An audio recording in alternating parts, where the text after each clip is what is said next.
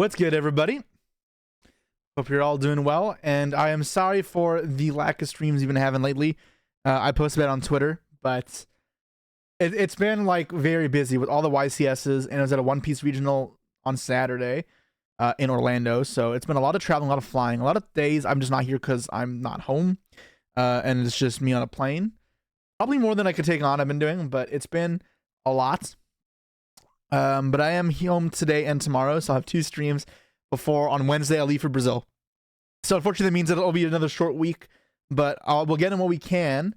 A lot of stuff to do, right? There's new cards to read. There's YCS Japan to look at with a lot of these new cards being used. I would like to watch some of that. We got some React content to do. This is good old videos have been posted since we've been away. We need to grind ranked in Master Duel. I also have a case of LEDE to open. And I'm expecting another package from Konami at some point today. I'm not sure what it is, but all I know is FedEx alerted me saying a package from Konami is on its way. So a lot of things that I'd like to do between today and tomorrow. And yeah, I guess I'm just ready to go. I'm thinking we're going to start with Master Duel, some nice and chill, wait for people to show up. And then we can get into some more of the unique content and get some gems, because I haven't got to play the events. I haven't got to grind ranks. It's just nothing. Let's hop into Master Duel.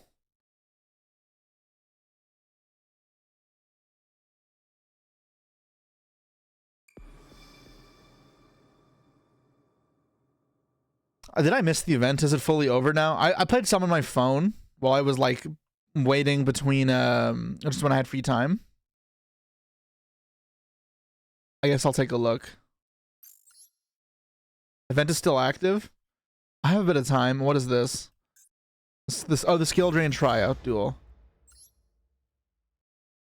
So what do I play for this event? I guess I can make a deck. A skill drain event. I thought that Jesse was cool. Chaotic Synergy and Roar Amadeus, thank you so much. Appreciate it. Something with Magic Planter, just a pot of greed in my deck. Magic Planter. I'm sure, I guess pot of greed's pretty good. And then I'll play Maxi. Ash Blossom. And then Unchained cards, probably.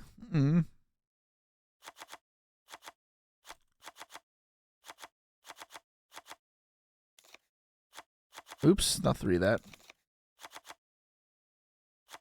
And then 1. And then I also don't have the DD cards, so that'll take up a bit of it. Put some call buys in here. Some Upstart Goblins, I guess. I don't know.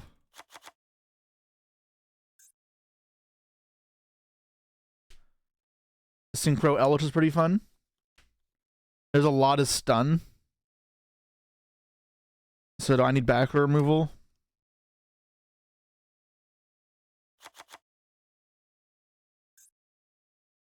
Twin Twisters? I don't know. I guess this should be MSDs. It's better in this deck.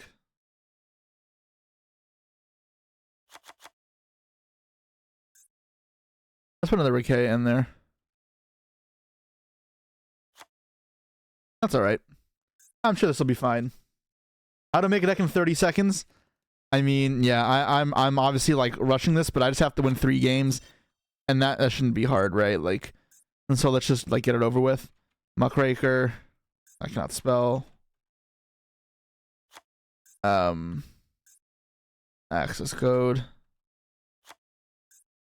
Goddess. I don't know. This is fine. Caesar. And Machinex. Alright, cool. Whatever. Done. What do you think about Yubel post LEDE? No, without the new cards, it's not good. Without Phantom Yubel, unfortunately. Trap Eater? It's funny. What is Magic Planner for? It's a skill drain event. So you start the duel with a skill drain on field. So you always have a free counter trap to send off. I started the duel. It's just pot of greed. So we go first, probably, right?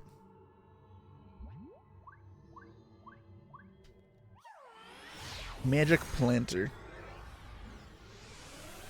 Ragnarok, it's cool, but it doesn't have enough to be good yet. The skill drain starts in play. That is fine. Alright, please don't Maxime me, good sir.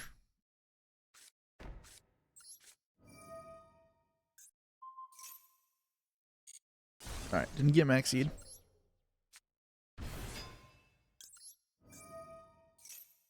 Then get Shyama.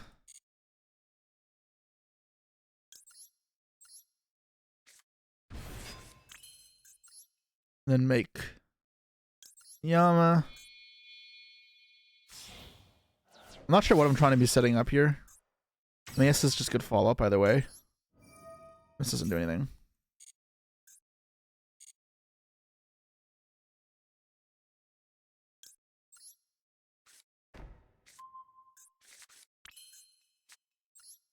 I just gotta escape and pass. I don't know. I don't know what else I'm doing, so I guess. And the next try is kill him. Like, it shouldn't be very hard.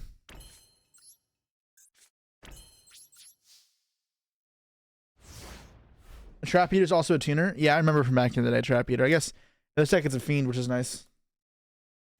That'd be kind of cool.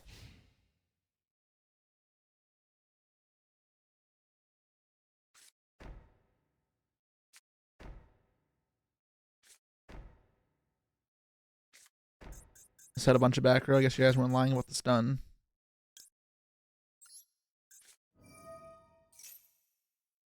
Guess we'll just get guys on field.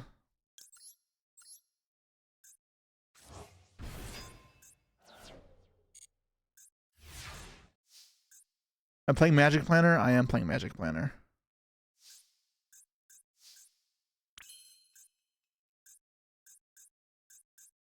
I'm supposed to be aggro.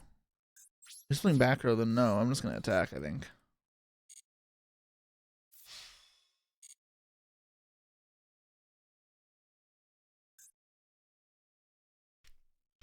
I don't need to be aggro, right? He's not pressing anything urgent. Yeah. Like, if he was applying pressure, it'd be different. I'm playing fucking burn?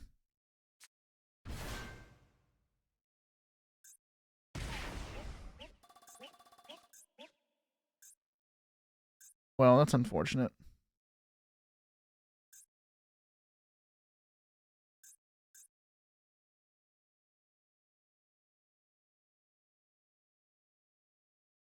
Hmm.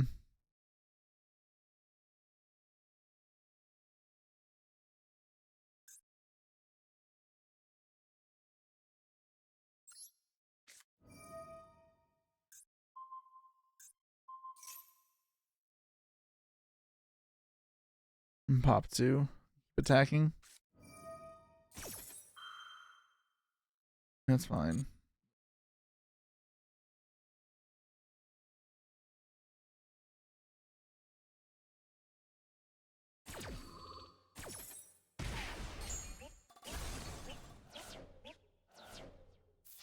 Swing.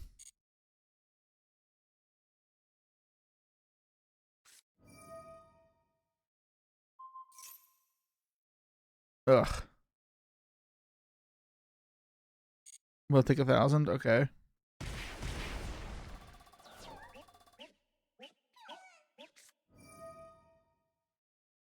Ring of Destruction. Alright.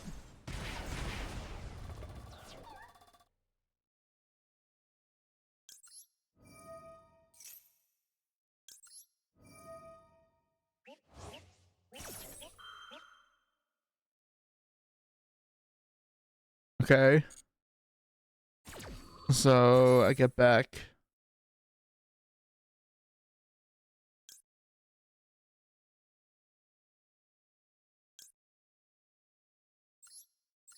Pop my skill drain.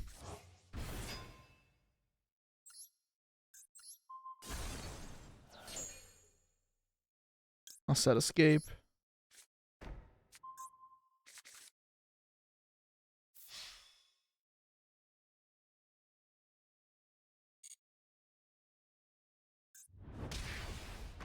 Let's go for game. I mean, I'll try, right?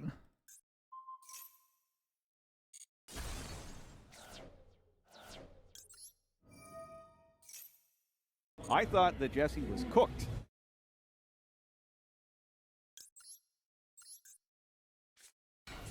Hmm.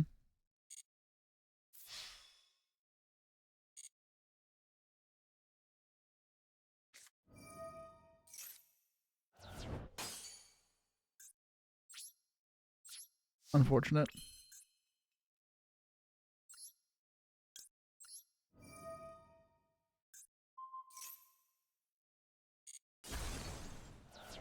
I do this. And the Naruha effect. Get Rikea.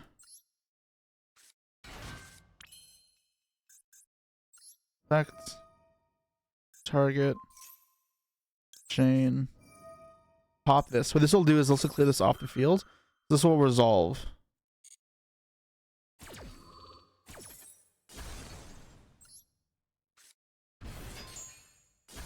Yeah, and then I can kill the skill drain.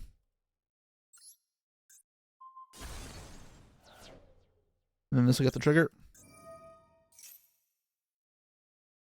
I'm going to get Sorama. And then I can go into a Yama here.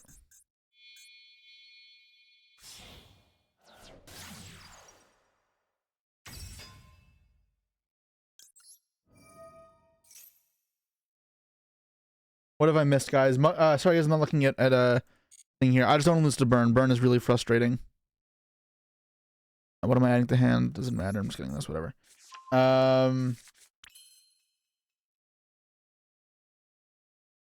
And then let's set the trap.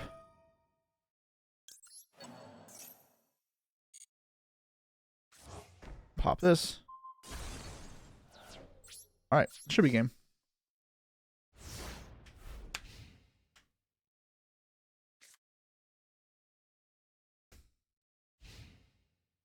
So what have you guys said? Let's check out the newly updated Paleo pile. It's crazy. I don't know if I want to play Paleo, but we can. I mean, maybe we'll take a look. This event is actually really fun. God. I don't know if I feel that way. What is this? Ugh.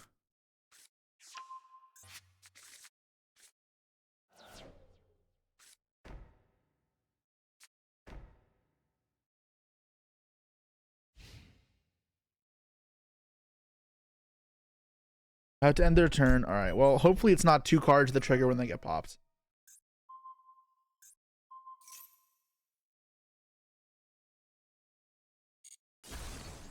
Okay, yeah, we win.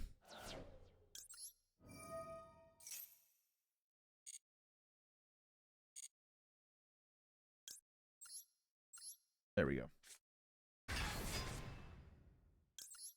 You went 11-1 losing twice. Yeah, that makes sense.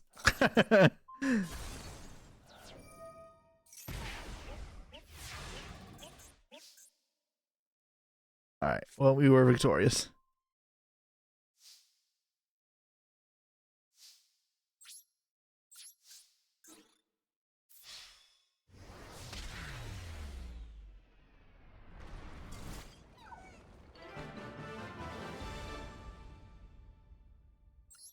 All right. I have to win 2 more. Easy game. Which trap prioritizing your turn 1? It very much depends. And this is probably the escape more. The game got uncomfortably unclose. I mean, it often does versus burn because you don't know you're playing versus burn.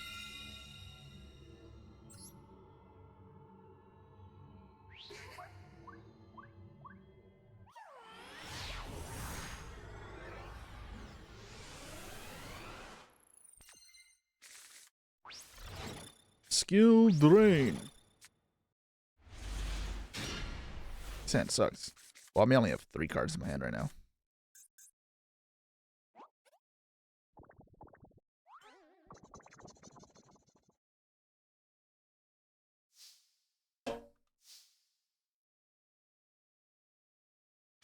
Alright, let's draw Magic Planner off this.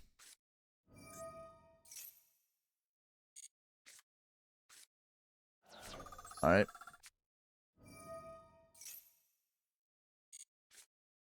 Shavara.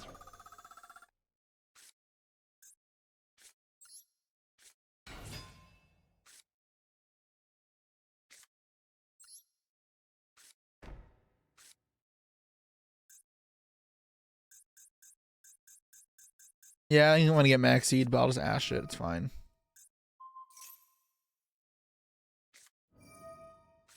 Am I a Yubel enjoyer? I am a Yubel enjoyer. The deck is pretty cool.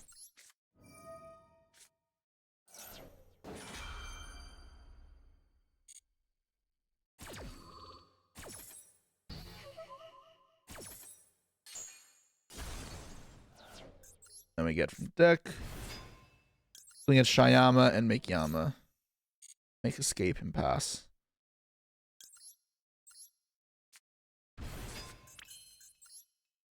Nothing absurd here, just the normal combos. Since we chain max seed upstart, I would have passed. I don't have a problem with that.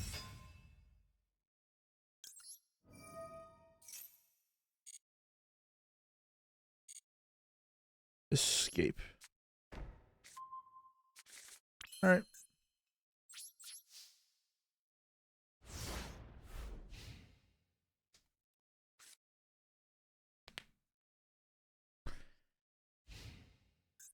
If he goes Planter, I'd probably chain Maxi because I just need a turn. I don't need the.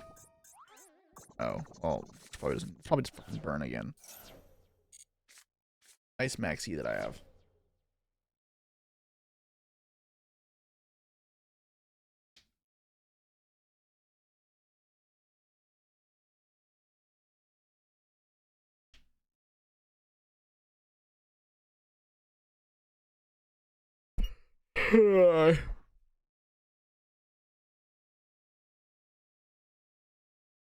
Yeah, then you talking about Nightmare Throne, right? Nightmare Throne is expensive, but I kind of expect it to be.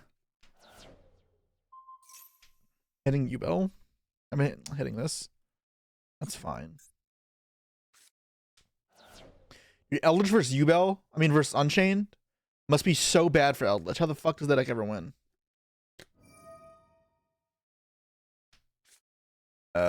Sure, I'll Maxi. I gotta draw out of it.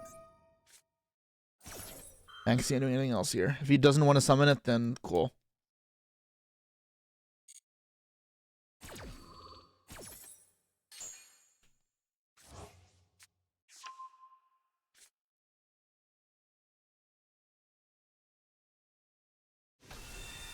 He summons it, yeah. Draw. Draw! Not bad.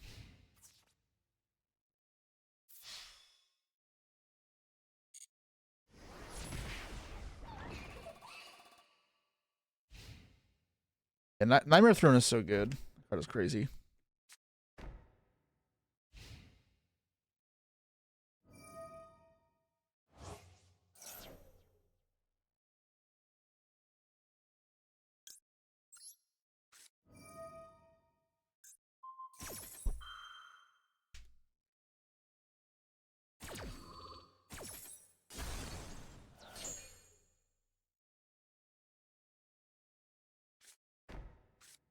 MST on my own card. So fun.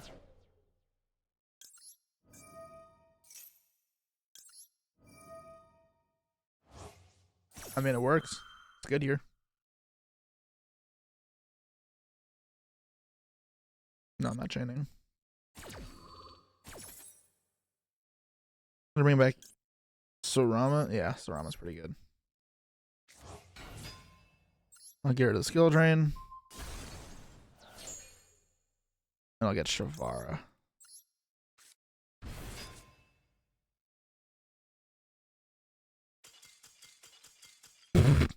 Not even gonna try. Yeah, I mean, he's cooked. Very, very cooked. I don't know why you're saying for some BS. The set is terrible. There's nothing good in LEDE. So if something's gonna be worth money, it's gonna be the good card in the set. Like, it shouldn't be that surprising, and I wouldn't expect the card to go down. Like, there is no value in opening that set, so people aren't gonna open it without cards going up where they're being demand. So as long as demand goes up and there's no more supply being added, that fucking card's not going down. Armor Throne is one of the best cards in the set. In a set that is not very good. XYZ, yeah, it's really good. Hey, what's good, Ryan?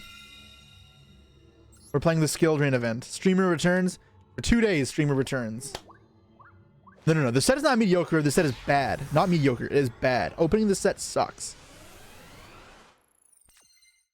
From a financial perspective, it is terrible.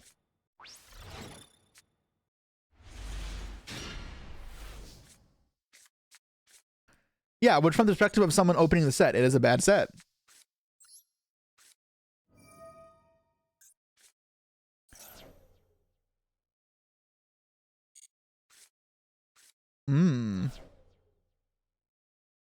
I thought that Jesse was cooked.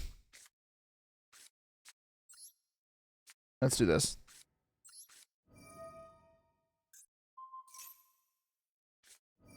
Shifter. Motherfucking shifter. The hell?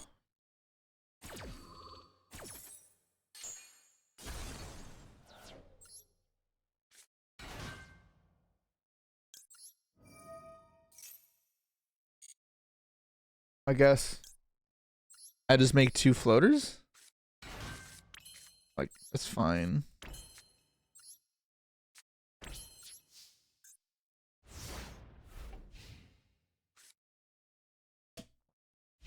Isn't it a good set for store since people now might want to buy boxes to build the deck?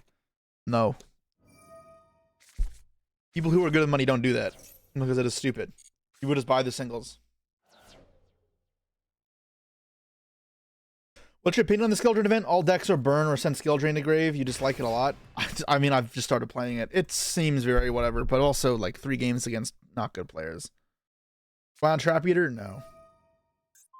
Theosis? I'm supposed to pop this, right? Like.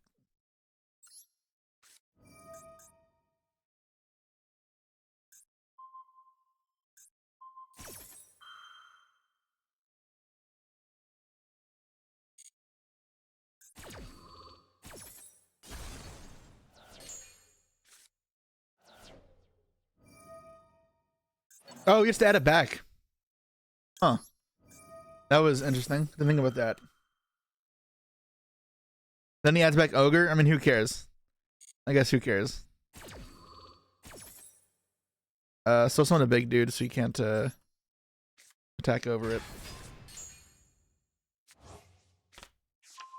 Why do I care about a Cashman or skill drain though? Well, you see, for a second I thought, what if he magic planners this? Then I realized he can't magic planner because he shifted me. So, yeah, I don't know. That was my original reasoning. However, it does not actually hold up under the microscope. Where have I been? I've been at events. Been traveling.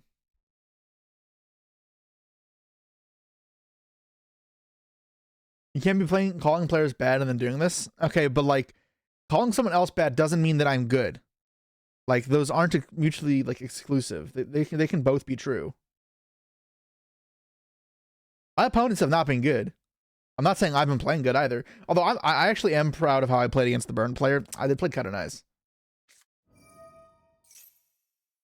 Like, are you going to tell me that like this is the correct play here, Ryan? Like this, like the opponent. Look what my opponent just did. Are we watching the same game? Yes. It has to be Birth, right? Oh no, I didn't mean to do that. All right, Twin Twista. I kind of want to keep this card. Nah, I don't need this crap.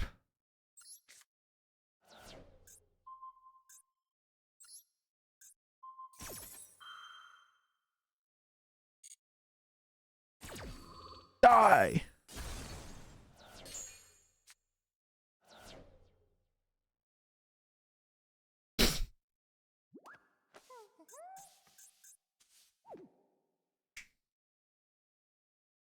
Every little thing is gonna be alright. What the fuck? Do do do do do do do do do do do do.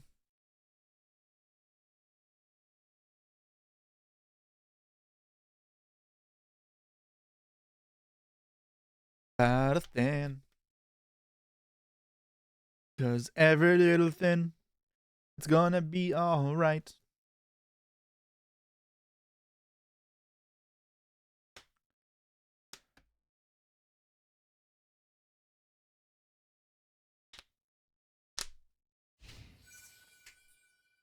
It's just attacking. I really wish I wasn't under shifter. That'd be awesome. I'll just burn this, whatever. I don't think I need it.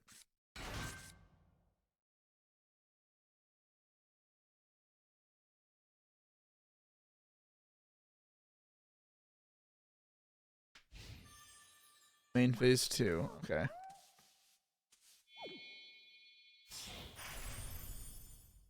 Rack armed. Alright. I mean, you can pop one, right? Yeah. Cool. I'm gonna get shifted again, aren't I? That'd be unfortunate. Although I can beat it. Nice. Well.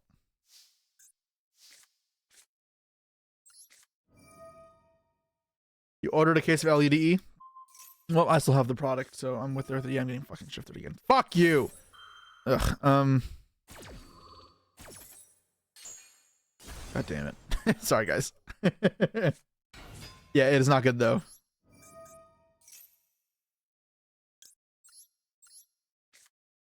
I don't want to keep banishing all my cards.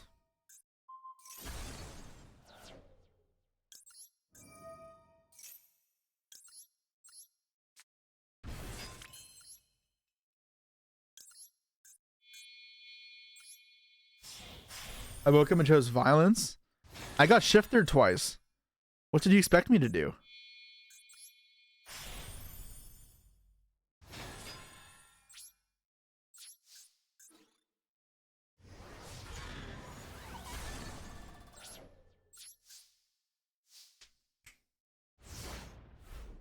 Wish I had a Zeus in my deck. That'd be cool.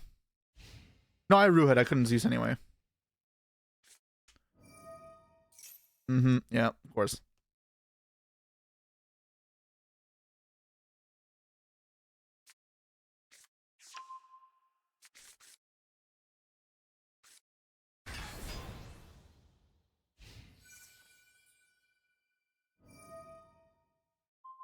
Now I'm top decking.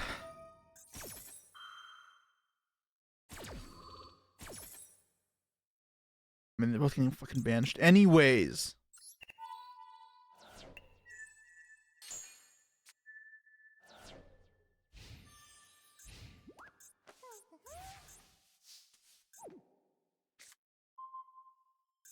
Alright, where was that last turn?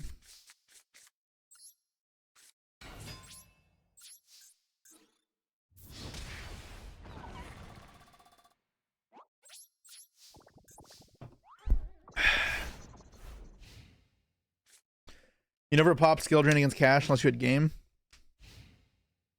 I don't think that really mattered. Like, top deck birth? That'd be so rough. Is that 2 now, right? Yeah. Shavar? Okay, cool. If I get ashed, so I just do this then, right? Just knock loose to ash.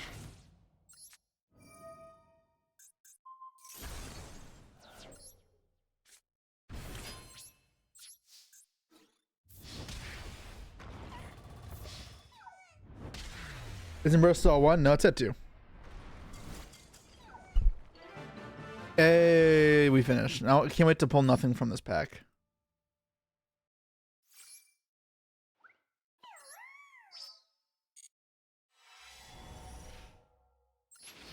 Have I talked about Raleigh yet? No, but there's nothing really to talk about. I don't think there is, at least. I bricked, and it was not a good tournament for me. Yeah, well, 2 supers. All right. Better than nothing, I guess, but not really anything meaningful. Dual triangle. What have you guys been doing with this? Nas, thank you so much for the sub. Appreciate it. Ripped off? Nah, that's fine. I don't know if I should keep going for this. I feel like getting to the 2200 is just going to take forever. I'll show you guys what I've been playing, though. This has been pretty fun when I'm playing on my phone. I built it in like 10 seconds. But this has been pretty fun.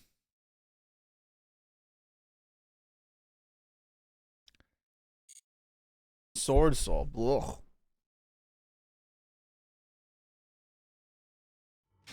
Is that the Dino Fusion? Yeah, it is.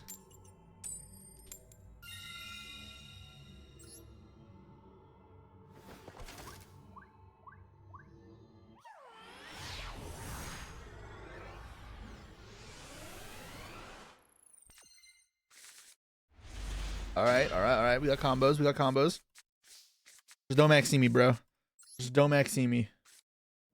The cats are full power. Fuck the cats. Fuck them cats. Oh, okay. Oh, there's no Maxine in this event? That explains why no one Maxied me. That's cool. Why didn't I notice that before? Who knows?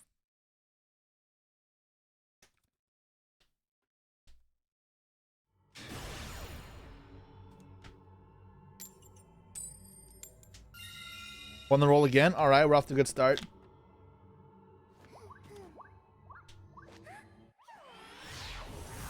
I said 2200 would take too long.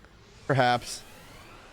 But we'll see. The Fusion Duelists in me. I don't know why I'm playing this card. This card is terrible. But I put it in my deck for no reason because I needed a 40th card. It is not good. Like, very not good. It is only good if I draw it and I play one. So why would I play it?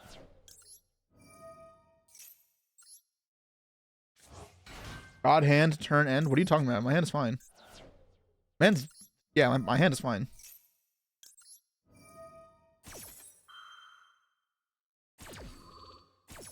Do I get this or this?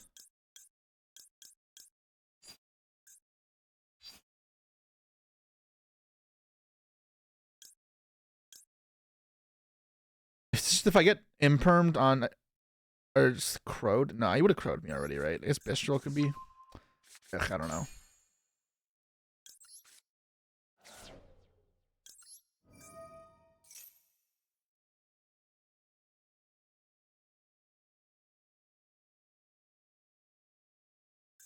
Oh man, am I actually getting an alternate retaliation? I got Bishop. Fuck. Okay, well, I should have got Sharon. Like, let it go through. I just want this on the field. Now I just make. Maybe just make Chimera and draw cards because I can't. Yeah, let's make Chimera. This was shit. This was a bad play.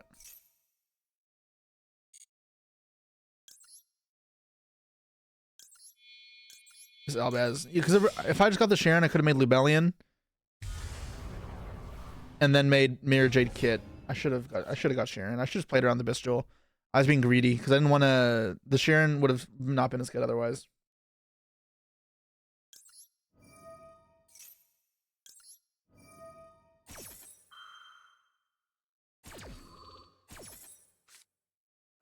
Oh, if I drew those.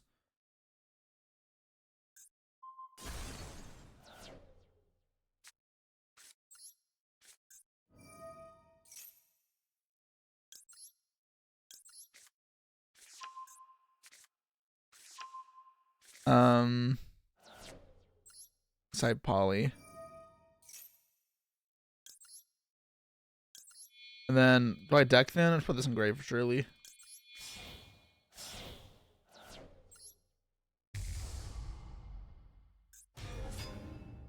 Opponent is so bad, not true. Send Chimera. How would they supposed to do that, Ryan? Are you trolling, Ryan? Ryan has to be trolling.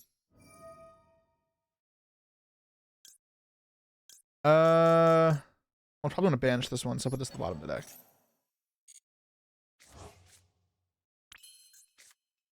Sure, well.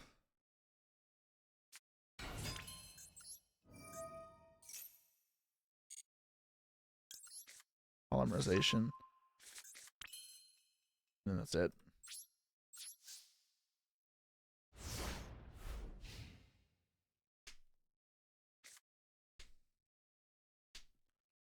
Changed your mind. Allure. All right.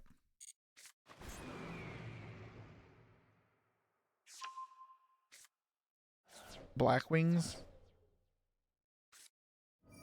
Raigeki, huh? All right. Well, that sucks.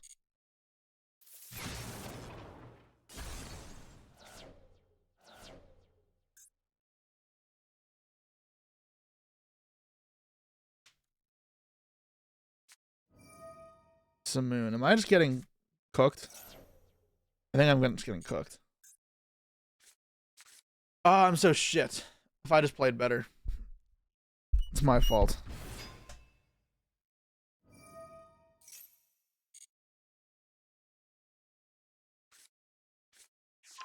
Man, Runic? Nah. This deck is fun. I'm gonna keep playing this.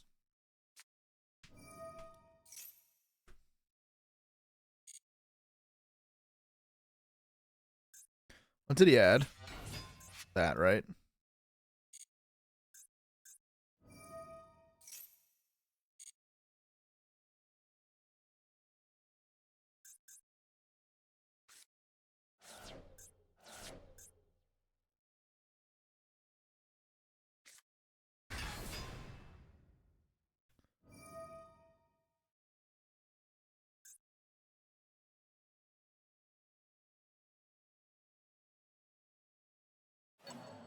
He targeted one in his graveyard. Alright, well, that made no sense, right? I mean, he has to have a card in hand.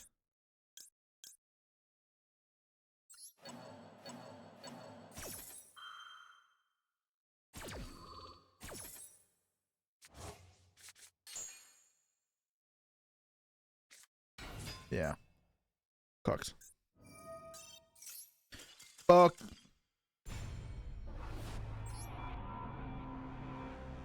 Yeah. Should have won that, though, if I just played better. Punished. If I had Sharon, I go Lubellion discard. And then I get to make kits. Mirror Jade. It's just so much better.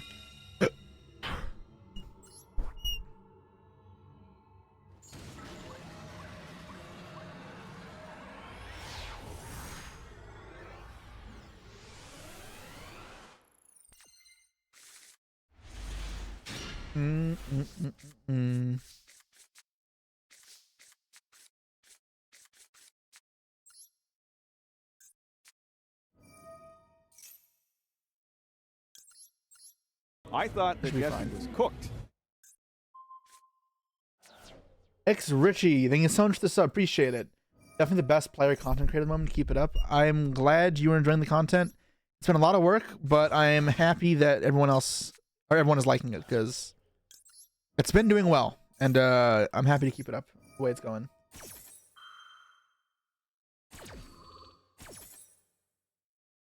Add next to hand. I'll add crime probably. I'll send Havness. Havness effect.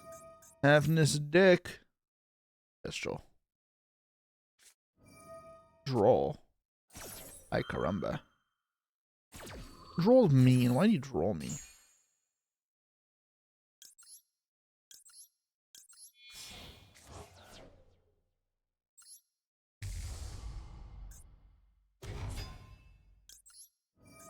And then I'll send this. Don't use the effect. Back Sharon. L5.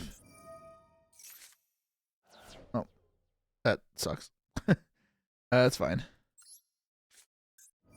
Holly. Make Wenda.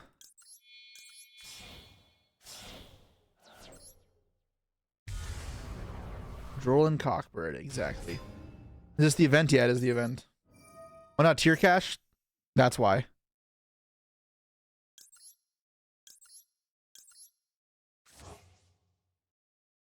Cannot do this with tier cash.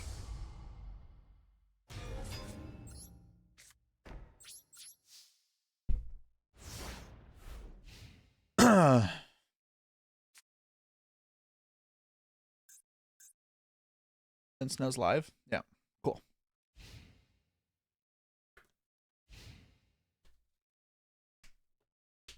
But the Gamba though, I still mill 5. I just mill 5 less.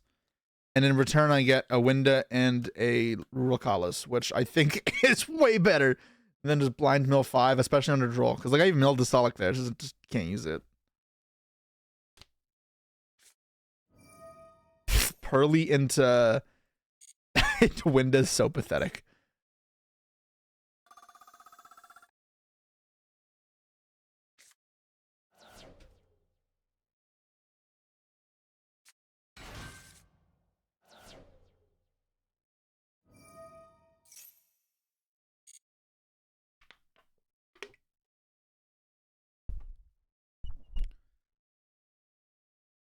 What's Pearly's out? It's not great. Yeah, Winda is a bitch. Winda is broken. Why does it say banned?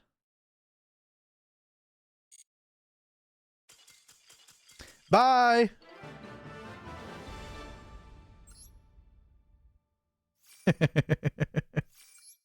All right. 10 gems. Ooh.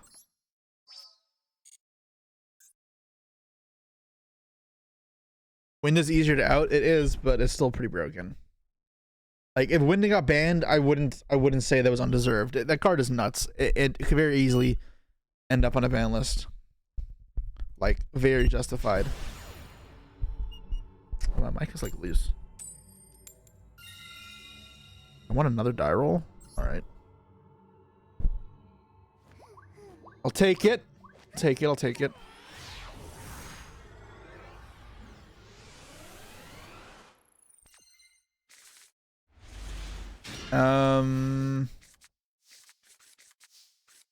I don't care if he imperms this or ashes this.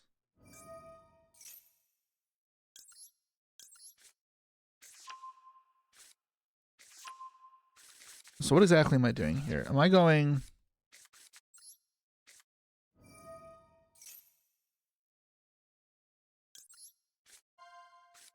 I think I go Magna here.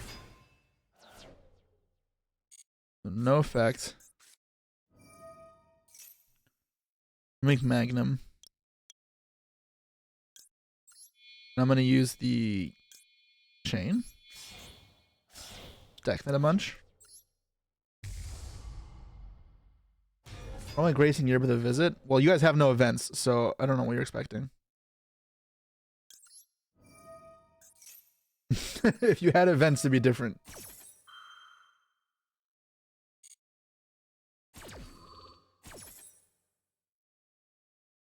This is not true. It is true. We can't play in your nationals, so I don't know what you want me to do. I can't play in your Euros either. Get Sharon? Get Sharon. I'll banish armament. Or draw. I mean, top pick armament. Okay, that's not bad. Let's do this. Get rid of the Kaido Terra. I'm not going to summon the Kaido Terra. Actually, maybe I do summon Kaido Terra.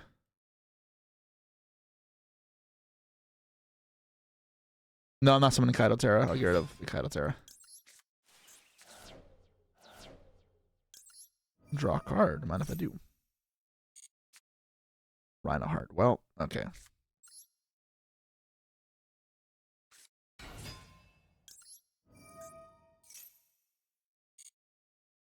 Send Havness. Effect, make Wakalis.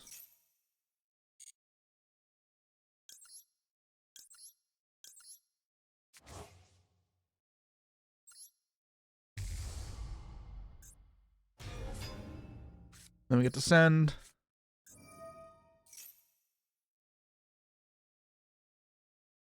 Oh wait, I fucked up. I could have just revived the kit from grave. I should have done that.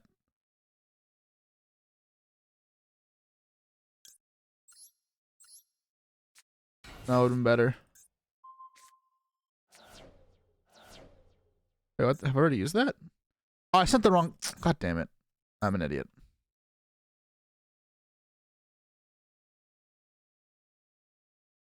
Well, I'm an idiot. Whatever.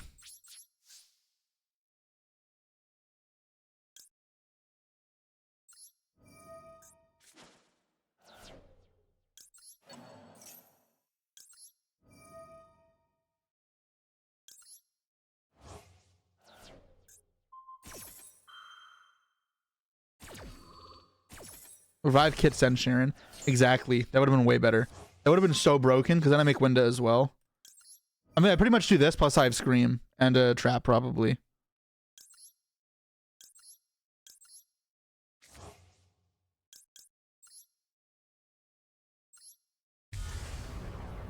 Isn't the Kit not properly summoned? I'm pretty sure this counts as properly summoned.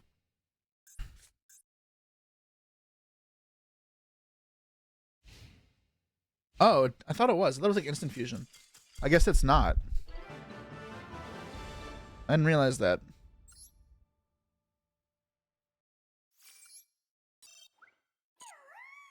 $15 gems. Damn, I'm getting like lucky with my gem drops.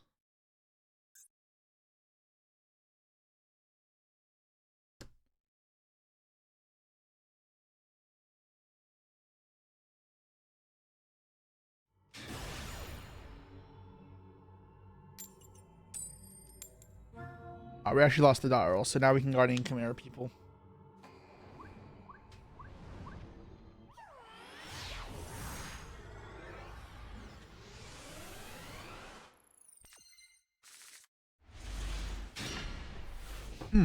That's fine.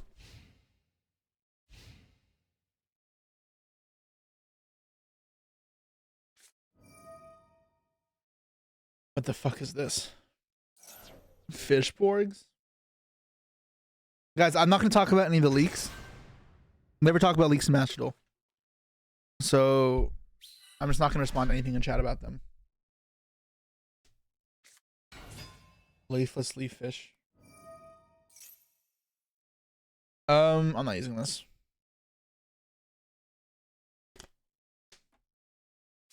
I'm very curious. It's Goaty. Okay, so I don't know what the fuck is this trying to do.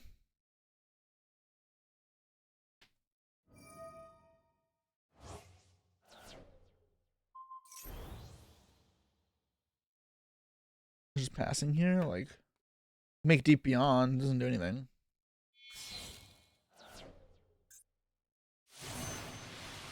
That makes this. That makes sense, or more sense, I guess.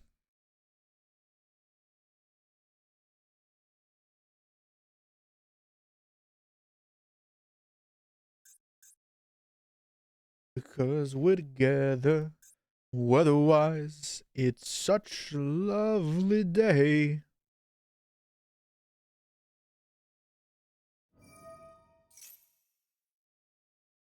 Why is he summoning this? Just leaving it there? Alright. Cool, I guess. Whatever. Draw C Mare. Okay, that's not bad.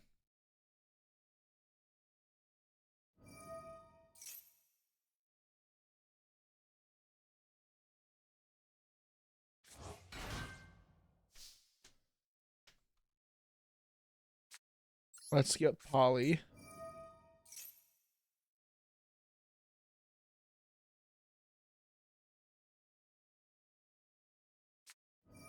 Ash. Okay, I mean that's annoying, but we'll live.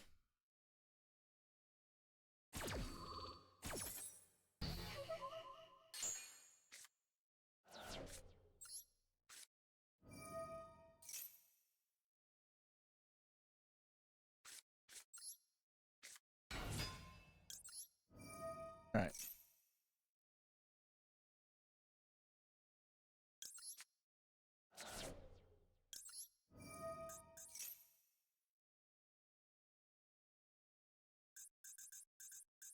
Kind of precarious.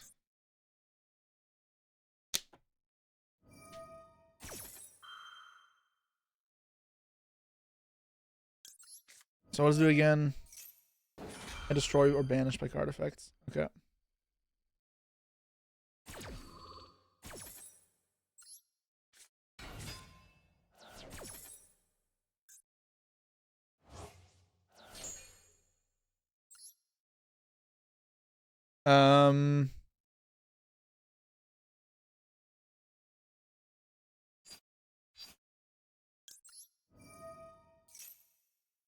Fuck, that was the wrong scream. Alright, whatever. I wanted to try mill the Crimer Sally here, whatever.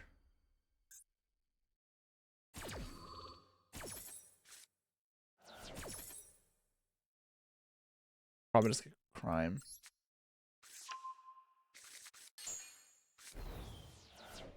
That's really good.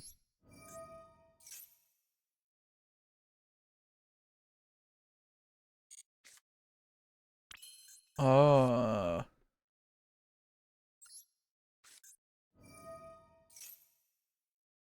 I thought that Jesse was cooked.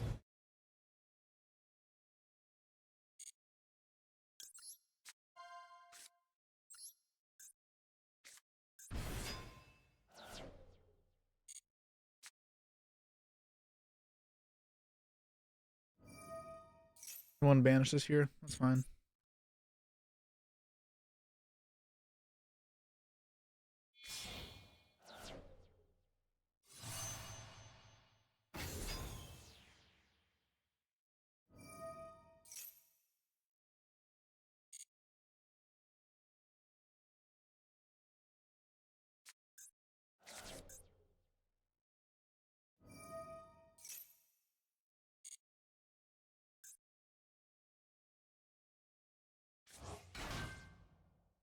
How am I? I'm doing all right.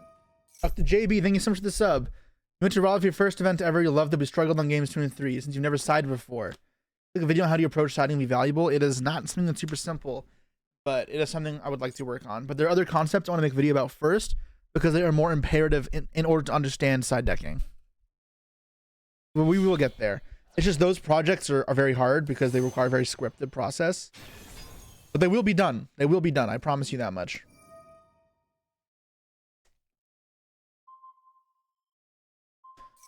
So what happens if this guy gets banished again?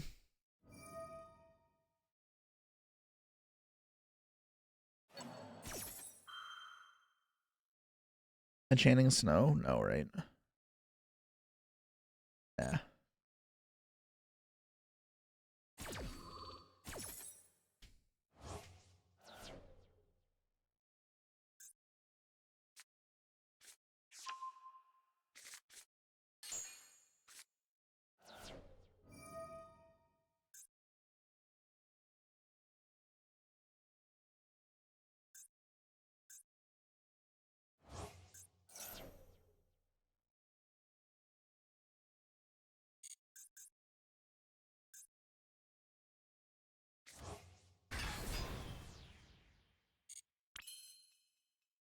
And then we go.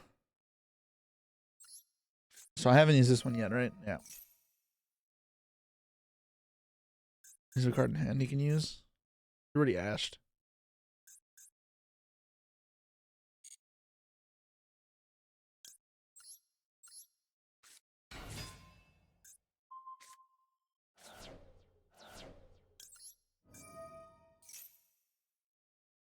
Then I get to fuse here.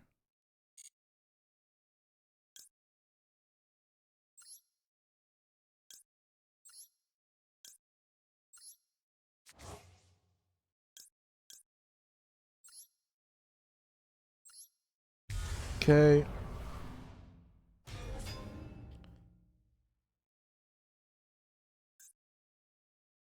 What does he have?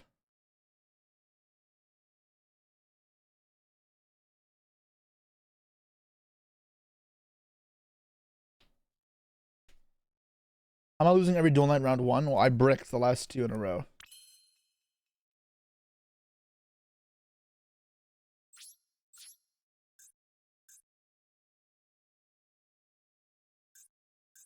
I'm so curious what his interruption is. What am I missing?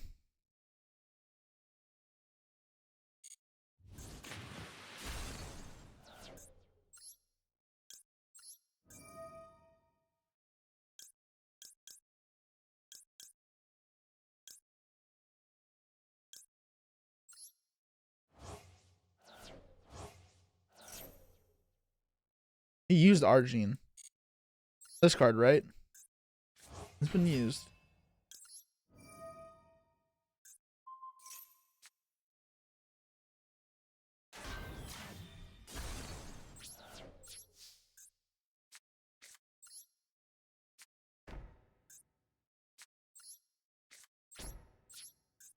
All right. Oh, it's this.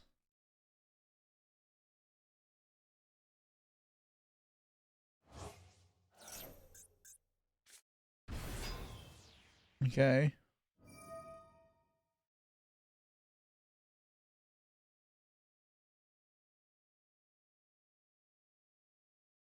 All right.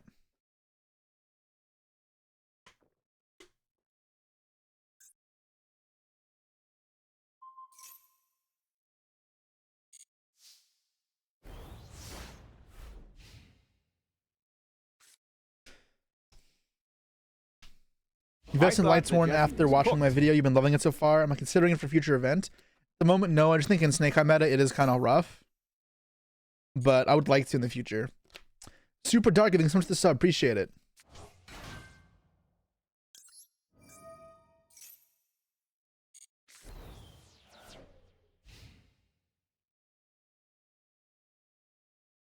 And Kaido Terra is a good mill. When are you gonna come down?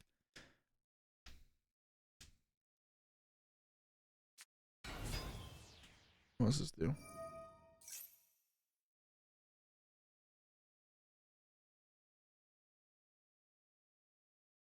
All right.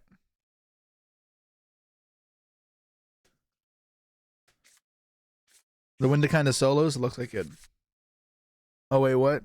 What controls I'm on?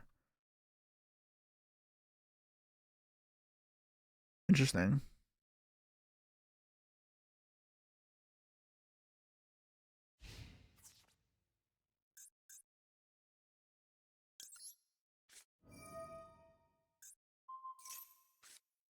I guess send this, and I may as well use it. Make a fucking Lubellion for no reason.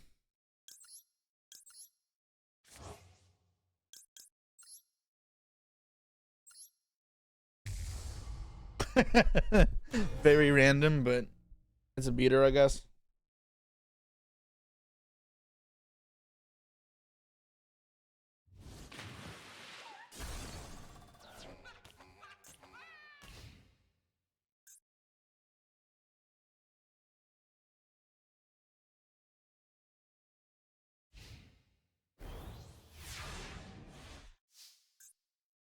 All right, we drew a monster. Perfect. Okay.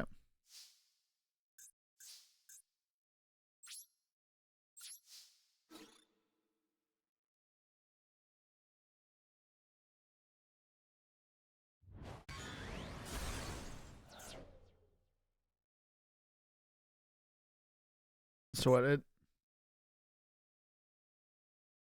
Okay. Weird card. So I guess hold on. Means against the target. Your hand to grave. Return to the hand during the end phase.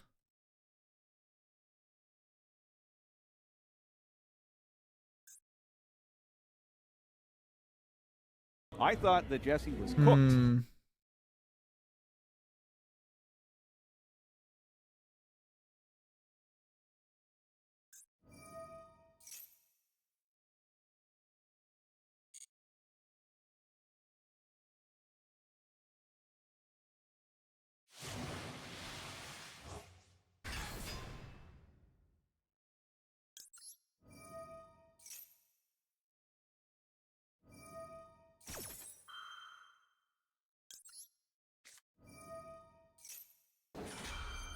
Let's fill the grave, turn on the snow again. And I get to mill 3.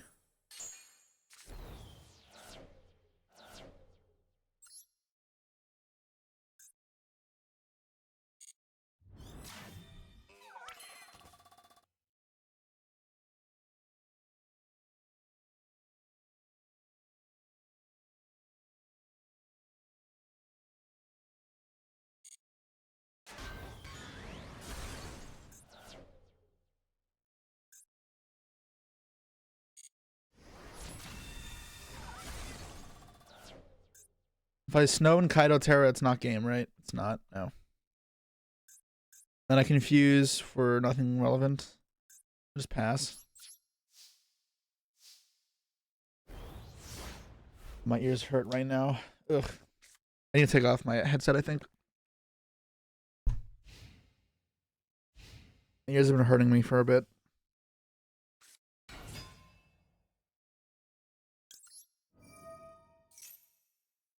Give me a timeout. Wait, no, don't time each other out, please.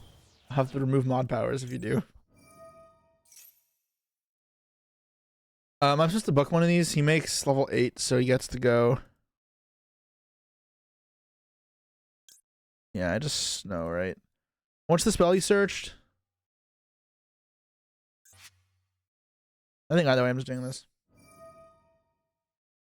I have below average looking ears. Alright. Weird comment, dude. I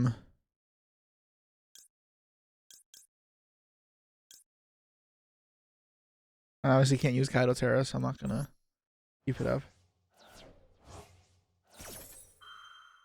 Thank you so much for the sub, though, Krish. Appreciate it.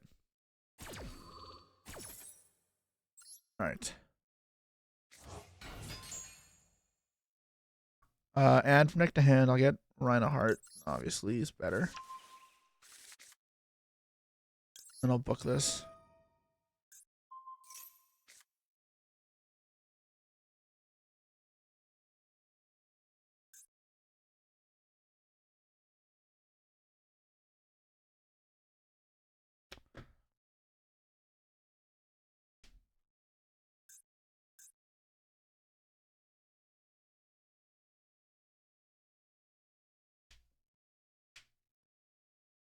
Feeling good. This should be fine. This should be a win.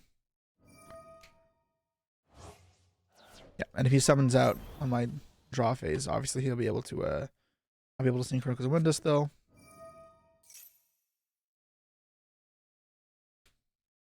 You can special summon here, but it's fine. Shouldn't be big enough. Where is Sam to give me sub? I don't know what to tell you. Is this shit gonna be annoying again?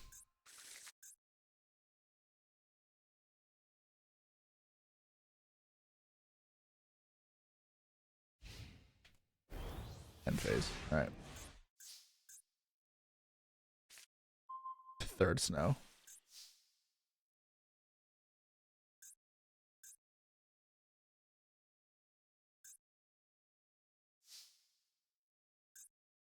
How many griefs are gone? 1, 2, 3. I don't even have any good mills in my deck. Do I want to keep milling?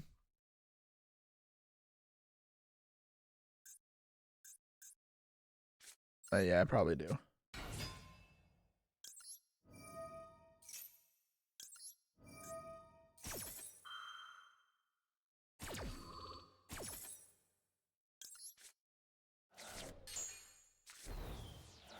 I do have a good mill, I guess. Maybe I can draw a poly here. Let's just all have some polys in deck, right? Heartbeat. I forgot I played that, to be honest. Oh, this is not bad. What's this do again?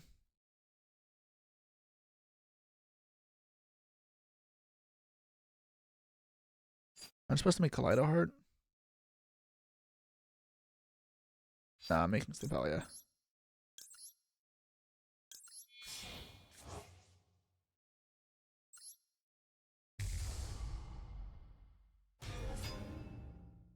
And then battle phase. And if he uses it, I'll just negate it with this.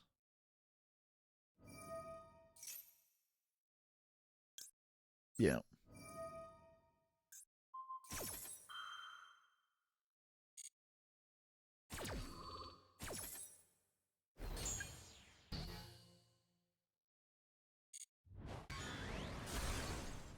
So kill this. And that should be over.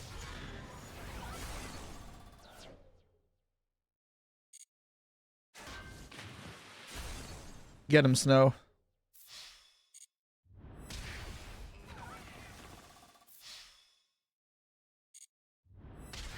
Bit of a grindy one, but that's alright. We got it. We got it.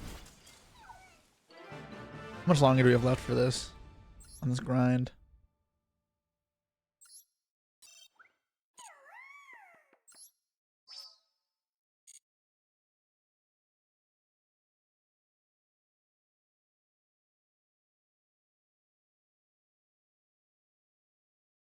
We have 8 more wins to go. All right, we can do this. Right? We get 100 per win, right? I think. I hope. Oh, wait, is that a package? Hold on, guys. I have to answer the door.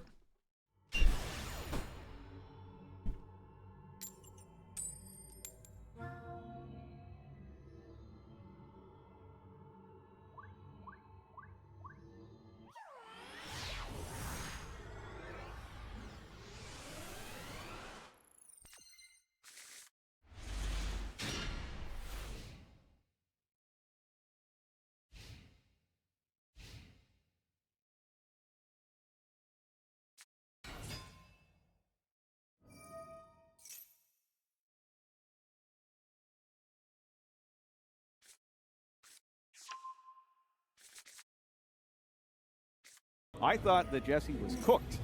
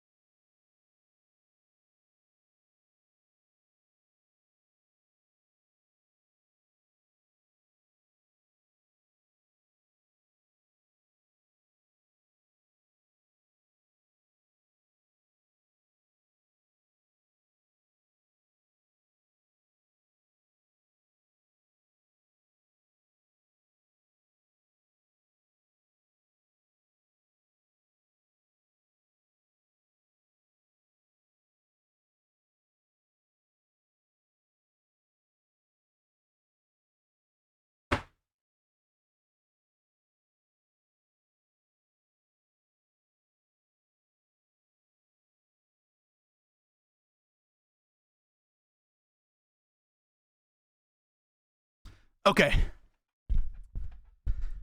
So we got two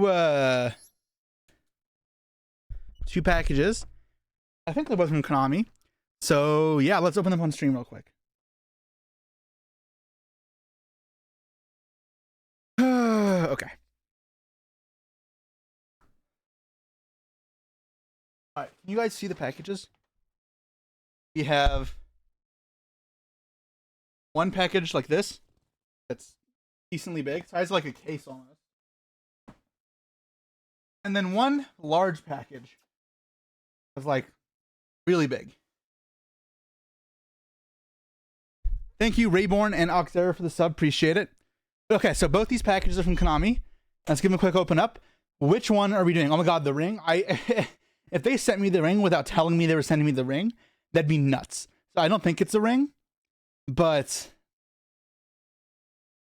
yeah, I mean, it could be, I guess. So which one first? Are we opening the small one or the big one first, guys? Let's do a quick poll. Well, no, not a quick poll. Just type in chat what you want. Small, big, small, small, big, big. Pretty tied. Small, small, small, small. That's too small. All right. This one's heavier. It is quite a bit heavier. And we'll see what we pull out of this. And then I am dumb and I missed the thing. Okay, there we go.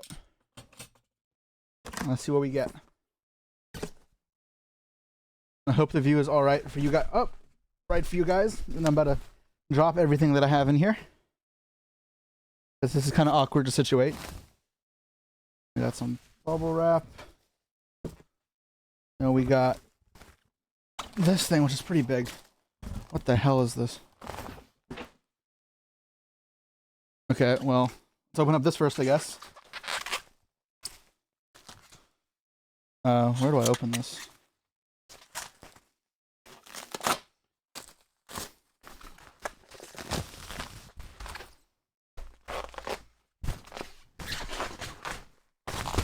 I hope I'm not breaking all your ears right now. It looks like the Kaiba case. Did I get a Kaiba case? I didn't buy the Kaiba case.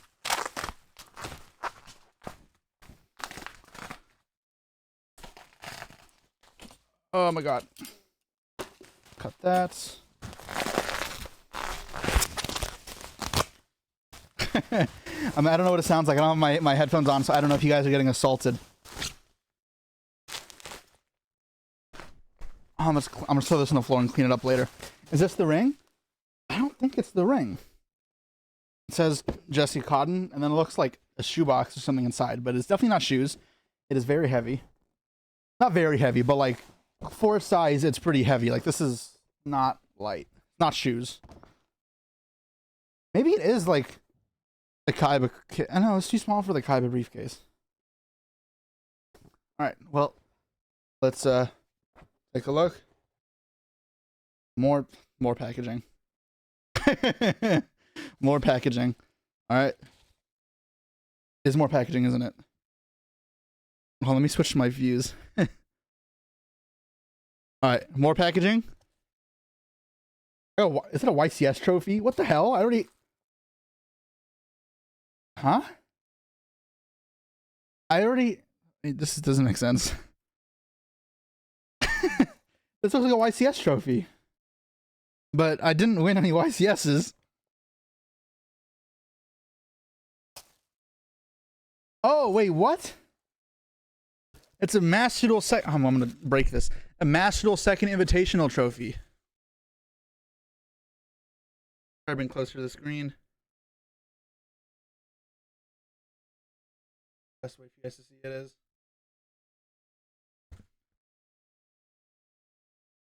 True. I thought last time they got like spheres or orbs. There's blue eyes in it. Team Doom Donuts Jesse Kotton. It says in the inscription here. Alright, so it's a YCS trophy, but this time it's a blue eyes crystal, which is cooler than a stupid Anotherverse dragon. Yeah, it's pretty much just the YCS trophy, but with blue eyes instead, and it says Master instead of YCS. Cool, I guess that's neat. That's always sick. And blue eyes is obviously better than Anotherverse. Imagine if they gave blue eyes prize cards out the same way like One Piece gives out Luffy, Shanks, Ace cards. If only. Konami just knows his address. They do know my address because at this point they've sent me so much stuff, whether it be for work or for prizing. Where do I put this? Let's put it down here for now. All right, I think there's more stuff in that box, so we're not done opening it yet. Oh, all right, here we go. That was the heaviest thing for sure, but I think this is a playmat. This has to just be a playmat. So I guess this is my Master Duel stuff. I don't know what playmat I won for Master Duel. Maybe it's the Construct playmat or the Zeus playmat, just like they gave it to me for like fun, for freebies. Determination, thank you so much for the sub. 6 months in advance. Let's go. Alright, before I break this, let's just cut it open here real quick.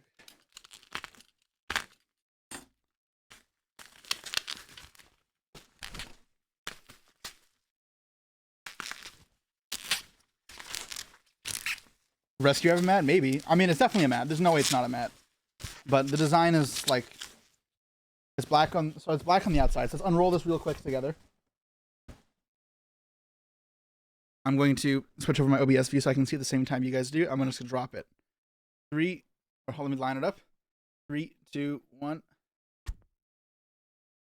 What the hell? I've never seen this design before. Have any of you seen this? Let me move the mic out of the way.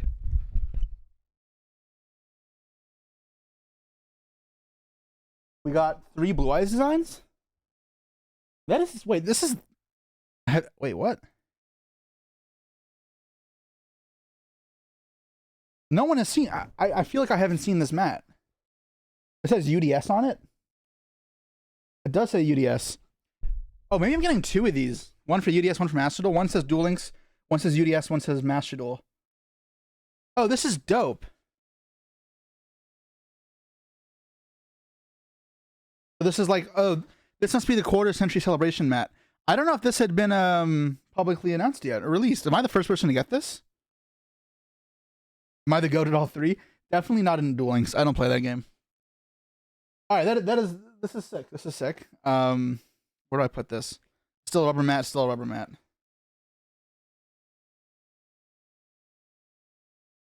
It is new. All right. Well, someone could post that on Twitter, I guess. You'd frame that. I have so many mats that have sentimental value. It's hard to like justify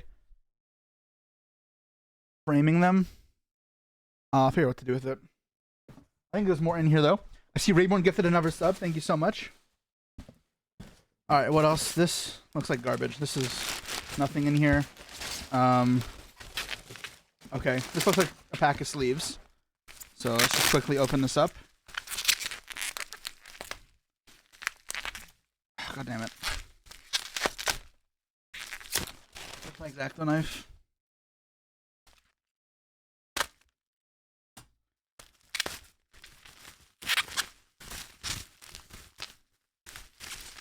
Yes, for sure sleeves. Here we go. Yes, this is a quarter century celebration on it. This is cool. Quarter century celebration. Neat. And then there's this. I have no idea what this is.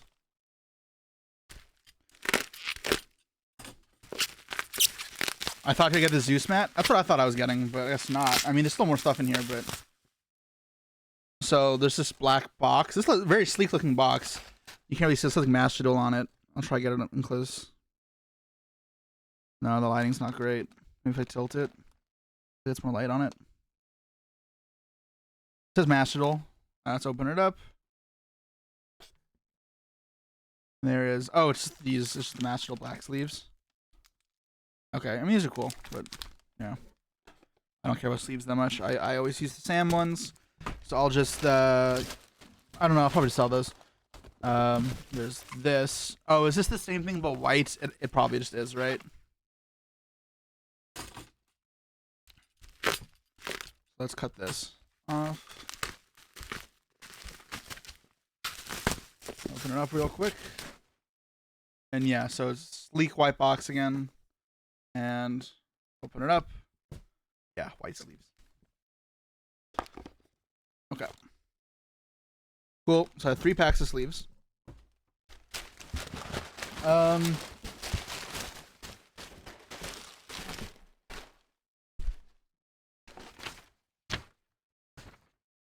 Dear Jesse, thank you for participating. I can't wait for this to tell me. Do not share this. Thank you for participating in the Yu-Gi-Oh! National Invitational, and congratulations on your round and team win. Your presence and energy really made it special. Please enjoy these goodies, token appreciation, and you're finding your prizing enclosed. Okay, good. I can't wait for the Tom Holland one where this just says, "Please don't share with public," and I'm like, "Oh crud!" But no, this was a congratulations letter, so that's cool.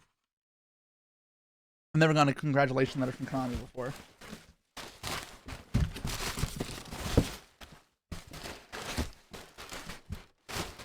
Okay, that should be it. Yeah, I broke TOS by mistake. Oops. I don't think I did. I'll just throw it away for now. So, rounded up, we got sleeves. We got our black and white sleeves. We got our Blue Eyes mat.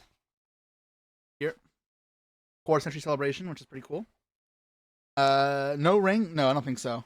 I think this is all the stuff from the Master Duel event. I don't think I've gotten anything from the UDS yet. So we got that mat. And then we got that trophy. Which trophy I put here. Just one more time. I'll show the class the trophy. The Blue Eyes crystal on it. We got our Blue Eyes crystal trophy. Wow. Mic out of the way. Wow, look at my trophy. Here's my thumbnail bait. Okay. Chloe, get out of there.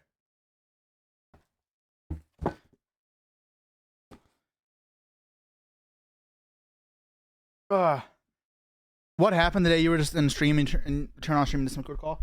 Yeah, I don't know what I did. I somehow turned on my Discord while I was in the Discord, or turned on my live stream while I was in Discord. That was stupid. That was by mistake. I was talking about taxes. Where's my trophy case? Sorry, where's my trophy case? I don't have one yet. Or the one I do have, it literally just won't. It can't handle the weight of my trophies. I have to get a new one, like a better one. But we're not done. We got this to open up now. So, yeah, let's open up this.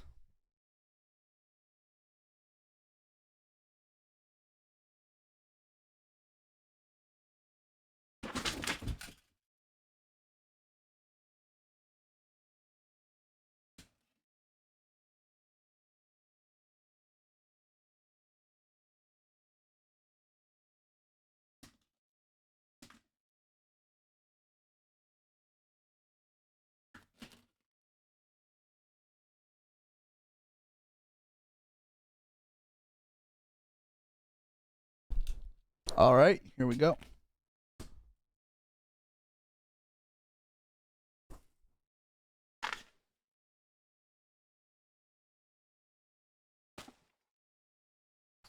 All right. Nice. I'm so disoriented. Help! I'm blind. I can't see with this stuck in my face. I don't want to damage anything.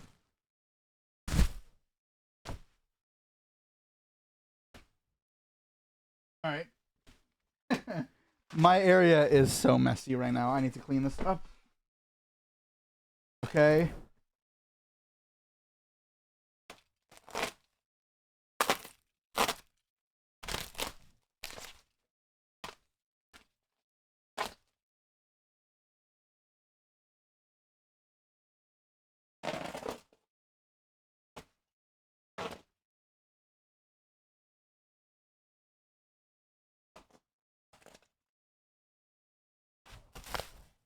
All right.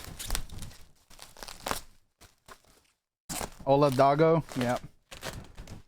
She's down here in hopes that I dropped some food on the ground, but she is out of luck. She's normally not supposed to be allowed down here because she just likes to go through shit and knock over cards and whatever. But when I was bringing the stuff down the stairs, I couldn't close the door while holding the two boxes. Her name is Chloe. She is old, unfortunately. She is 16, so she is not the most active dog. But she can still climb a stairs, like a whole staircase, at 16, which is kind of crazy. At least I think it is. So she still goes up and down the stairs. She moves good, yeah, but she's not nearly as active as she used to be. And like she used to like cuddle with us or play with us. She doesn't play anymore. She'll go and walk still, so she does walks, but she's become a lot more solitary in her old age.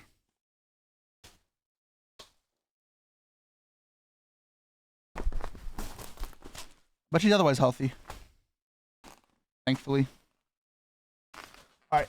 Are you kidding me? There's a whole other layer. I guess I appreciate them packing it well, but what the fuck?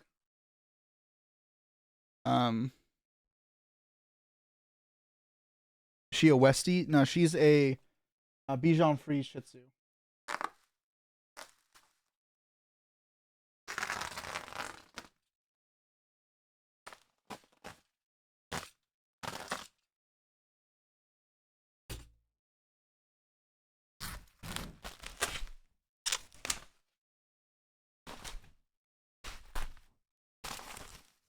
This is the giant card that Konami sent me, so I'm not turning it around because I can see the back now. I don't want to see what the front is until I see it with you guys. Until I can properly open it.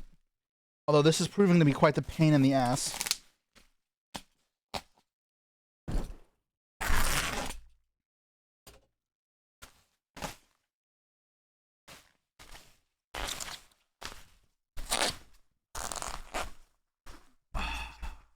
God damn it.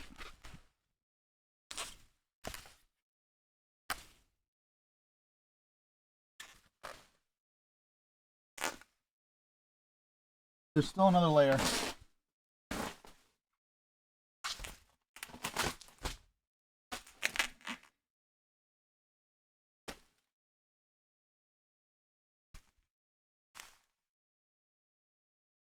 It could be a blue eyes. Perhaps it's a blue eyes. Oh my god, there's another layer. The never-ending bubble wrap. This is going to take the entire stream just getting this card out of the bubble wrap. It's so much harder without trying to turn it around. Or trying not to turn it around, rather.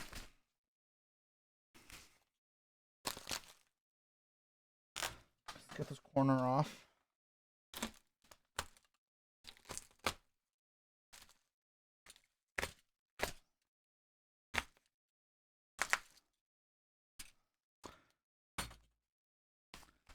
This is the moment where you speed up the video. I mean, yeah, when I post this online, I'm going to cut out this part. Almost certainly. Because it's just me sitting here forever. Dude, what the hell do they do to this? There's just so much tape in this corner. But it's very large. Imagine Ojama Green. That'd be really funny, but there's zero chance. If this is an Ojama Green, I'll dress up as Ojama Green on stream. That's how confident I am this is not Ojama Green. Dude, there's another layer!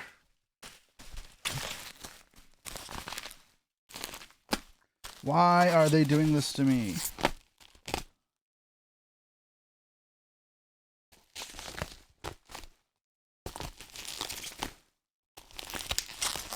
This is actually just ridiculous. It's so much. Oh, I just dropped the knife.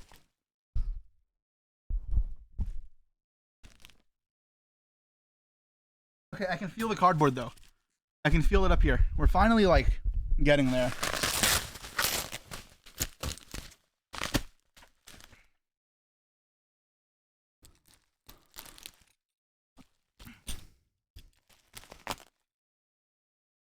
All right. It's like a giant sleeve. It's a giant pain in the ass is what it is.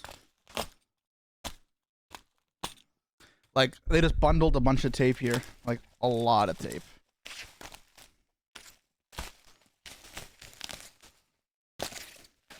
Like, this is not how you put on a corner. Okay. That is done.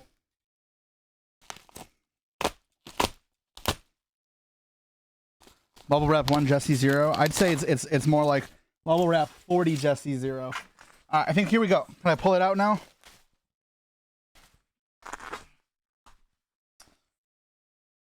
God.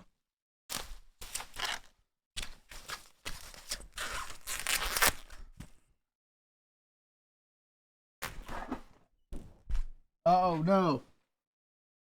Knocked over a pile of cards.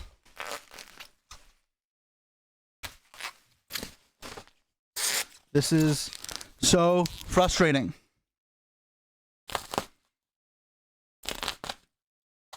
Who packaged this?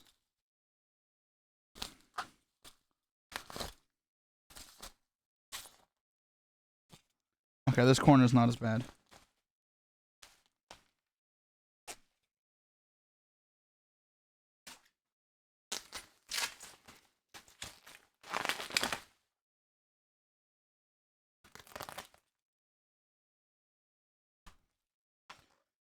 Almost there, guys. I'm sorry.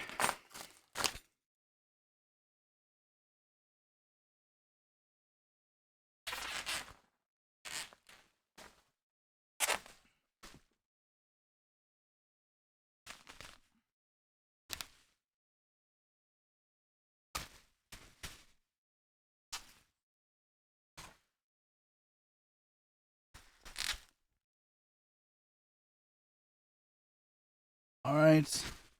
We are getting there.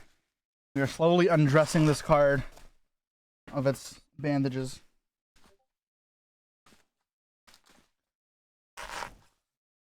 Almost there. Almost there.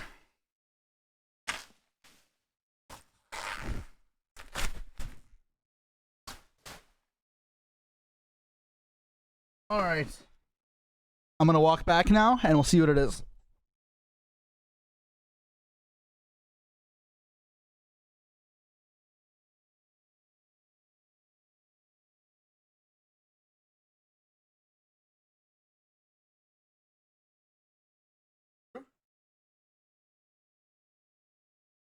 It's just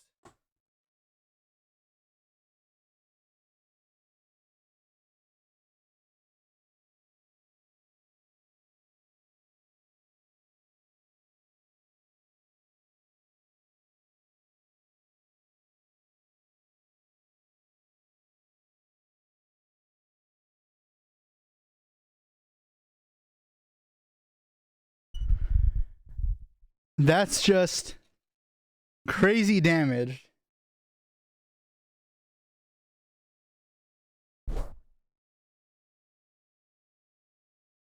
Like, look at this.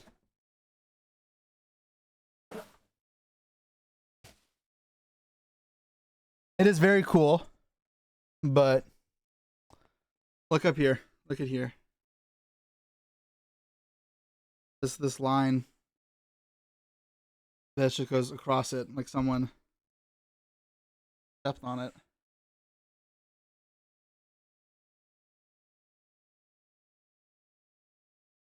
So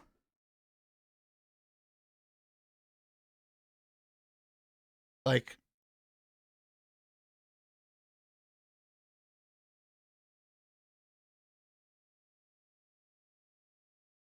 they send replacements. I have to email them. Like I'm almost certain this was not my doing. Like what would I have done that gave it this damage? This looks like pretty rough. So, and like I was being gentle, which is why it took so long. I was being careful not to bend it. This doesn't look like a bend though. This looks like someone pressed something on it. Because otherwise it'd be flimsier.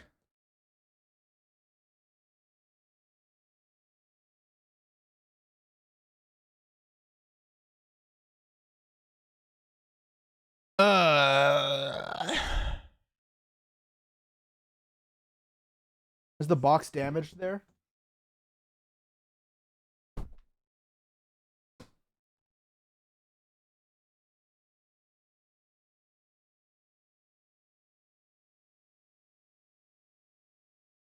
I mean, the box is damaged in spots. The shipper was FedEx.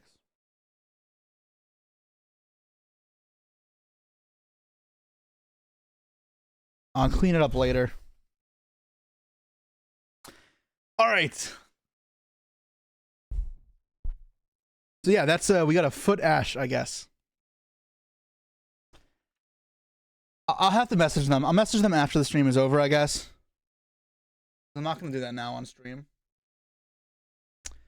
But that was our package opening. We got the feet ash, the quarter century celebration playmat, 3 packs of sleeves, the trophy, and that should be it. I'm kind of tilted.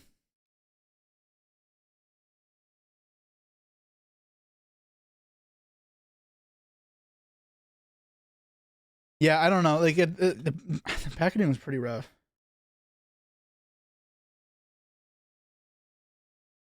Tell them to replace it with a snow. I mean, I'd love to, but put it in a glass case, it won't be that bad. Yeah, but it's about the value of it, right? Like, if I ever don't want it anymore, if I want to resell it. Damn, sad. Yeah.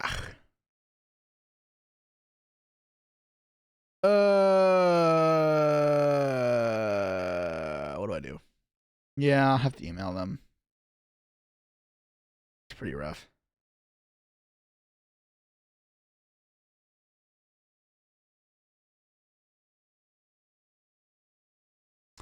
Okay. What else do we do? So that was that.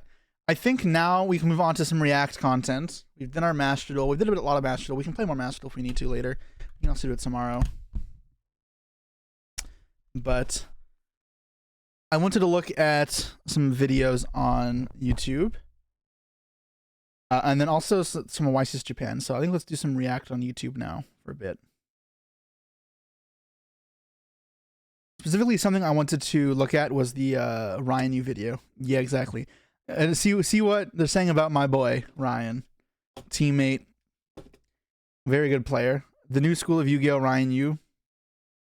The future of the game. Ryan is an exceptionally talented duelist. So, very, very interested to see what he has to say about it. Let's turn off the music real quick. Let me know how it sounds at first. Me talking over it.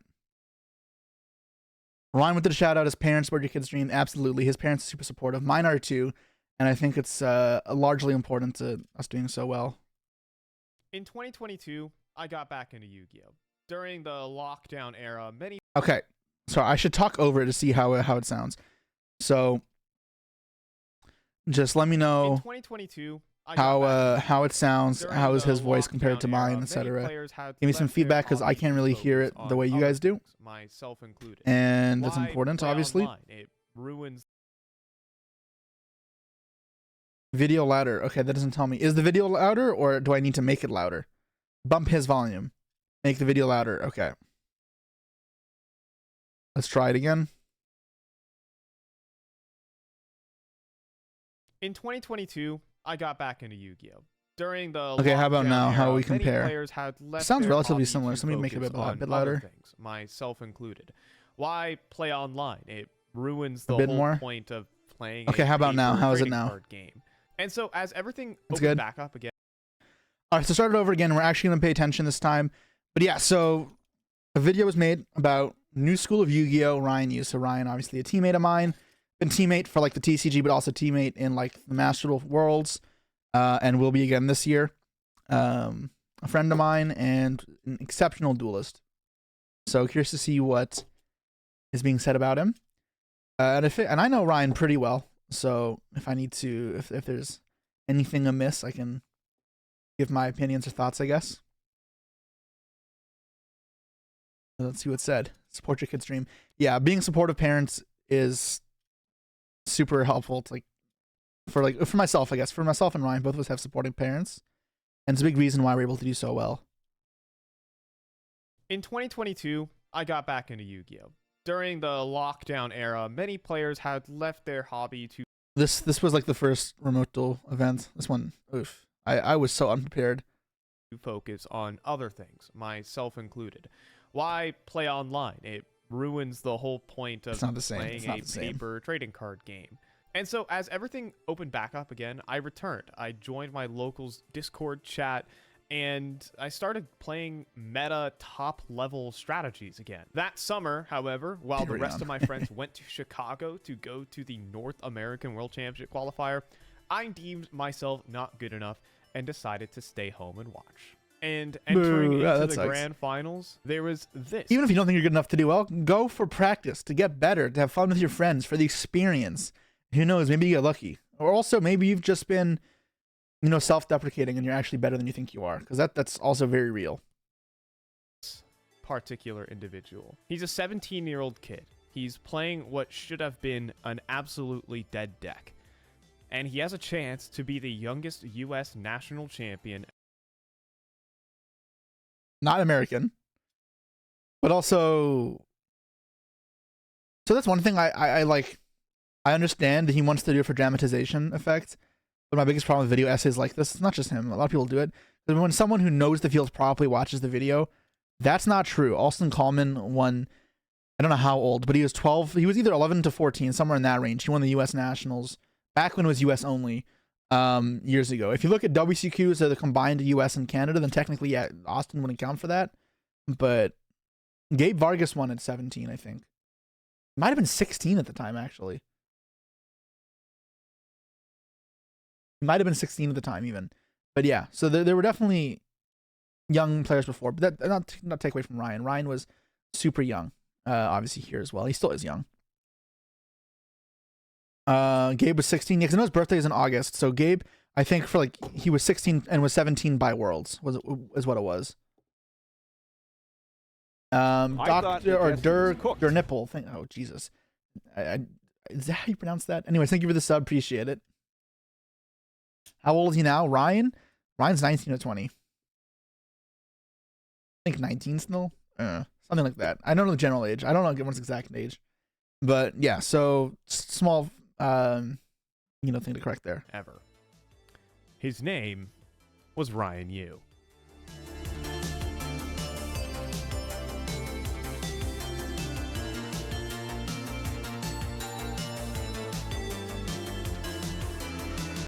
I was so proud of Ryan for this event. I regrettably didn't talk to them that much over COVID. And at the start of COVID, I hadn't been too much. I hadn't been too involved. Because before COVID, I had talked to him a lot more. We were on Team Game Nation together, and then COVID happened, and it kind of broke up a lot of connections, a lot of friendships. I broke them up. Me and Ryan went back to being friends when we started talking more, but for a while, we didn't talk as much.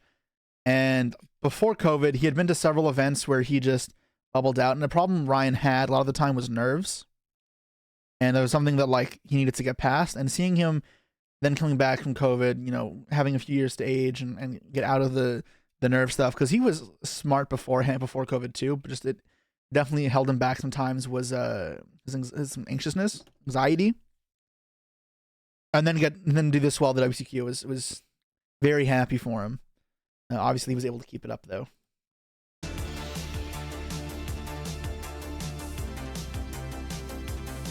And also, I just want to specify, a lot of people go through nerves, right? It takes time to get there. I had nerves as well.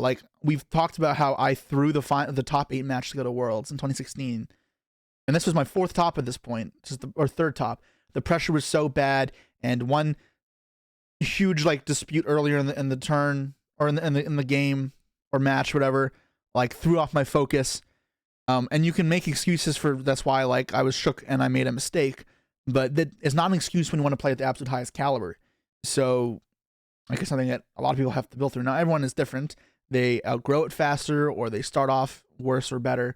But, most people have anxiety to some degree that they have to outgrow.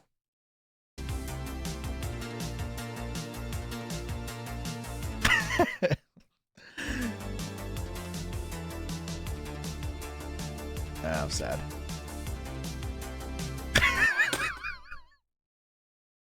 Ryan got vaccinated every single game in the finals, and I lost every die roll. I was so sad.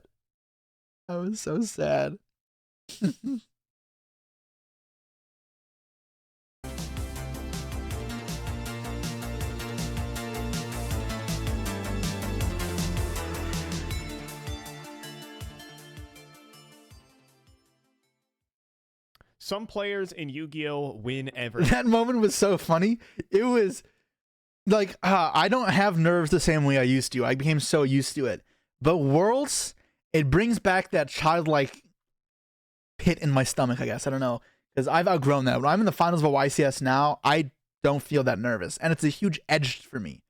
I don't make mistakes like that anymore because I'm used to it.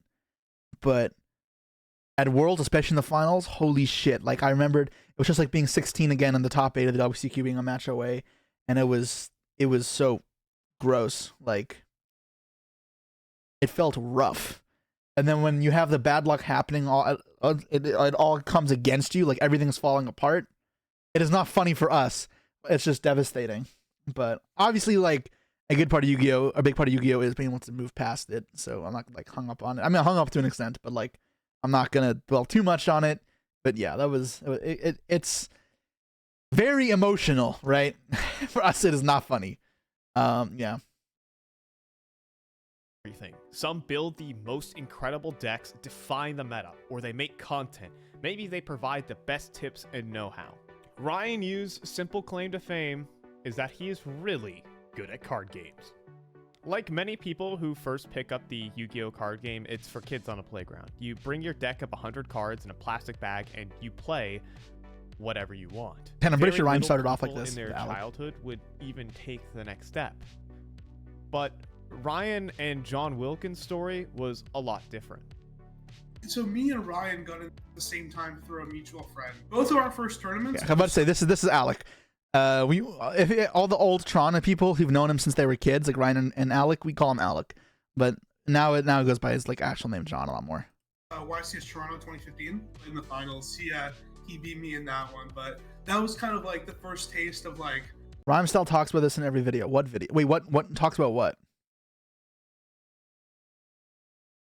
I guess the competitive experience for us. However, these two players spent their early years playing Yu-Gi-Oh! Dragon Duels.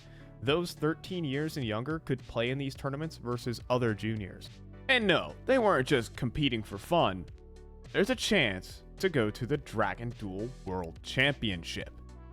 Before 2017 Nationals, Ryan basically hadn't played at all. He got top 16 in 2016. He got upset, and so I wanted him to come back into the game. And we're like, Ryan, play 2017 Nats. If you go to Worlds, you got to keep playing. I'm playing Draco Zoo, and like. Oh yeah, Ryan will just threaten to quit after each event. I think he's finally stopped now because you convinced him, like, dude, you're not quitting this game. But he would always say, I'm gonna quit. I'm gonna quit. I'm gonna quit. After this event. Yeah, well, look how that's gone. He's playing this Pendulum deck. I'm like, Ryan, where are the zoo cards? Ryan, his deck building is not something I agree with. It's gotten a lot better though. He's like, I don't need the zoo cards. I'm like, Ryan, where are the zoo cards? So I wasn't really taking that seriously. I was kind of going like, it's the last year of eligibility for us in Dragon Duel, so I might as well play. But after that, I was kind of planning to not play as much, Yu-Gi-Oh! In general. So we were kind of saying to each other, Alec and I, before the event, jokingly, like, oh, if one of us qualifies for Worlds, we'll just play Nurseburn or something. And I'm cooking. I go 6. He's still saying that now. He still wants to play Nurseburn for Worlds now. That's not changed. 6-1 in Swiss, and I'm like, I'm going to Worlds. Ryan goes 4-3, and he makes day 2. I'm like, yes. I lose in top 8 to Charlie. I'm sick. Ryan wins all the way out with his Zodiac Pendulum combo deck. Just destroys everybody. He beats Charlie in the finals, just whoops Charlie. And like, I look at Ryan afterwards, and we're like, let's get this Nurseburn deck built. So Ryan's off to Tokyo, and he's got some sinister ideas. Bro, Ryan at Locals would be like, you should play Des Wombat in your Draco deck for Worlds. I'm like, no, why? He's like, people could play Burn. I'm like, no one is playing Burn besides you, and please don't play Burn. And of course, he wouldn't listen to me. He would just side cards for the mirror match. Yes, for a 12-year-old. Nurseburn is an utter gimmick for those who don't know. The idea is to play a bunch of life gain cards, normal summon the nurse, and then give your opponent a bunch of life points, and with nurse's effects, it turns the life gain into effect damage, and then you kill your opponent. Nurseburn is not good, and fortunately for Ryan, it was banned at the World. Oh yeah, they always ban these life gain cards at Worlds. I forgot about that. It's so random. These cards aren't legal. So I played Chainburn instead. But like, in retrospect, Chainburn is not terrible for Dragon Duel because it's a huge skill check. If you don't know how to play against Burn, you actually do struggle against it. Burn is very hard to play against because you have to you don't play normal Yu-Gi-Oh! You're not playing normal Yu-Gi-Oh! And if you aren't able to adapt properly, you will struggle. And when you're playing versus kids who maybe don't know how to adapt that well, because I mean, like, not to mean kids are worse. Like, for the most part, they have less experience, and they also just like their brains aren't developed. It is harder for them. They may not be terrible players, and for sure a lot of them aren't. Ryan was not terrible at the time, but he wasn't like nearly where he was today, not even close. But yeah, like, it wasn't bad. It wasn't a terrible idea. Obviously, there are many aspects of this deck that are just stupid, but yeah. Yeah, no, these were banned just for Worlds. The World has a custom ban list, and it's like a mix of the TCG and OCG. But then there's also a couple random ones. Like, a lot of the life gain cards are banned for some reason. Like Rainbow Life as well, I know is banned. I think it's just supposed to be so you can't like win in time type shit. World Championship. Life gain cards were not allowed. But that wouldn't stop him. Shrine Guest was banned, and so Ryan's like, let's do Chainburn. Chain burn is effectively the inverse of nurse burn. At least chain burn has been more meta Just than good nurse burn. old effect damage, with chain strike being the centerpiece of the And deck. accumulated fortune. Let's have a little fun, he thought. Welcome to the grand finals of the Dragon Duel World Championship.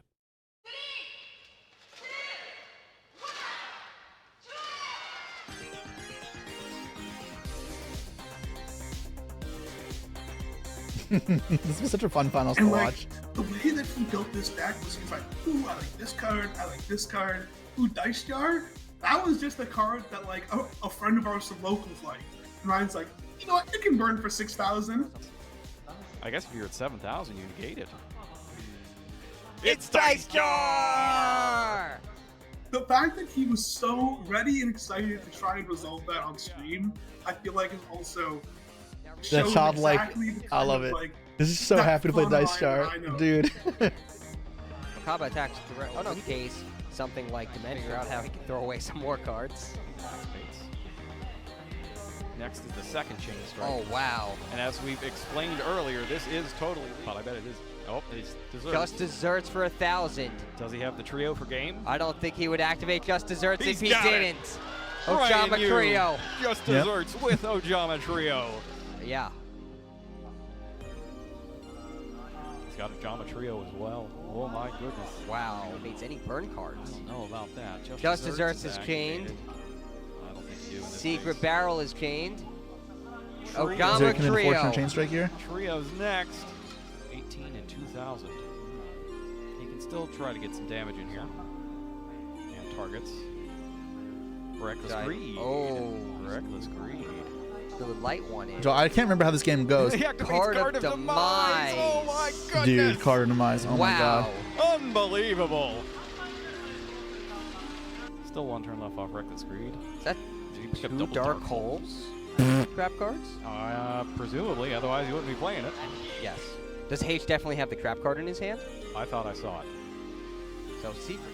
Chain Chain Strike. He is a 2300. The Ojama tokens were destroyed, and they recorded the damage. Yes, and that's it. That'll do it. Ryan is I can't believe he won with chain. burn. Ryan Yu So has broken. prevailed in a nail biter. It's crazy. Raphael Reichs, the guy he just played there in the finals, still plays Yu-Gi-Oh! YCS champion now. I went to Worlds last year for Master Duel, and we played them in top 4. And he was looking for vengeance so bad, but I wasn't letting that happen. So we got there. We won that. Ryan Yu would become 2017's Dragon Duel champion with Chain Burn. For a 12-year-old, it's basically the highest achievement you can get as a player.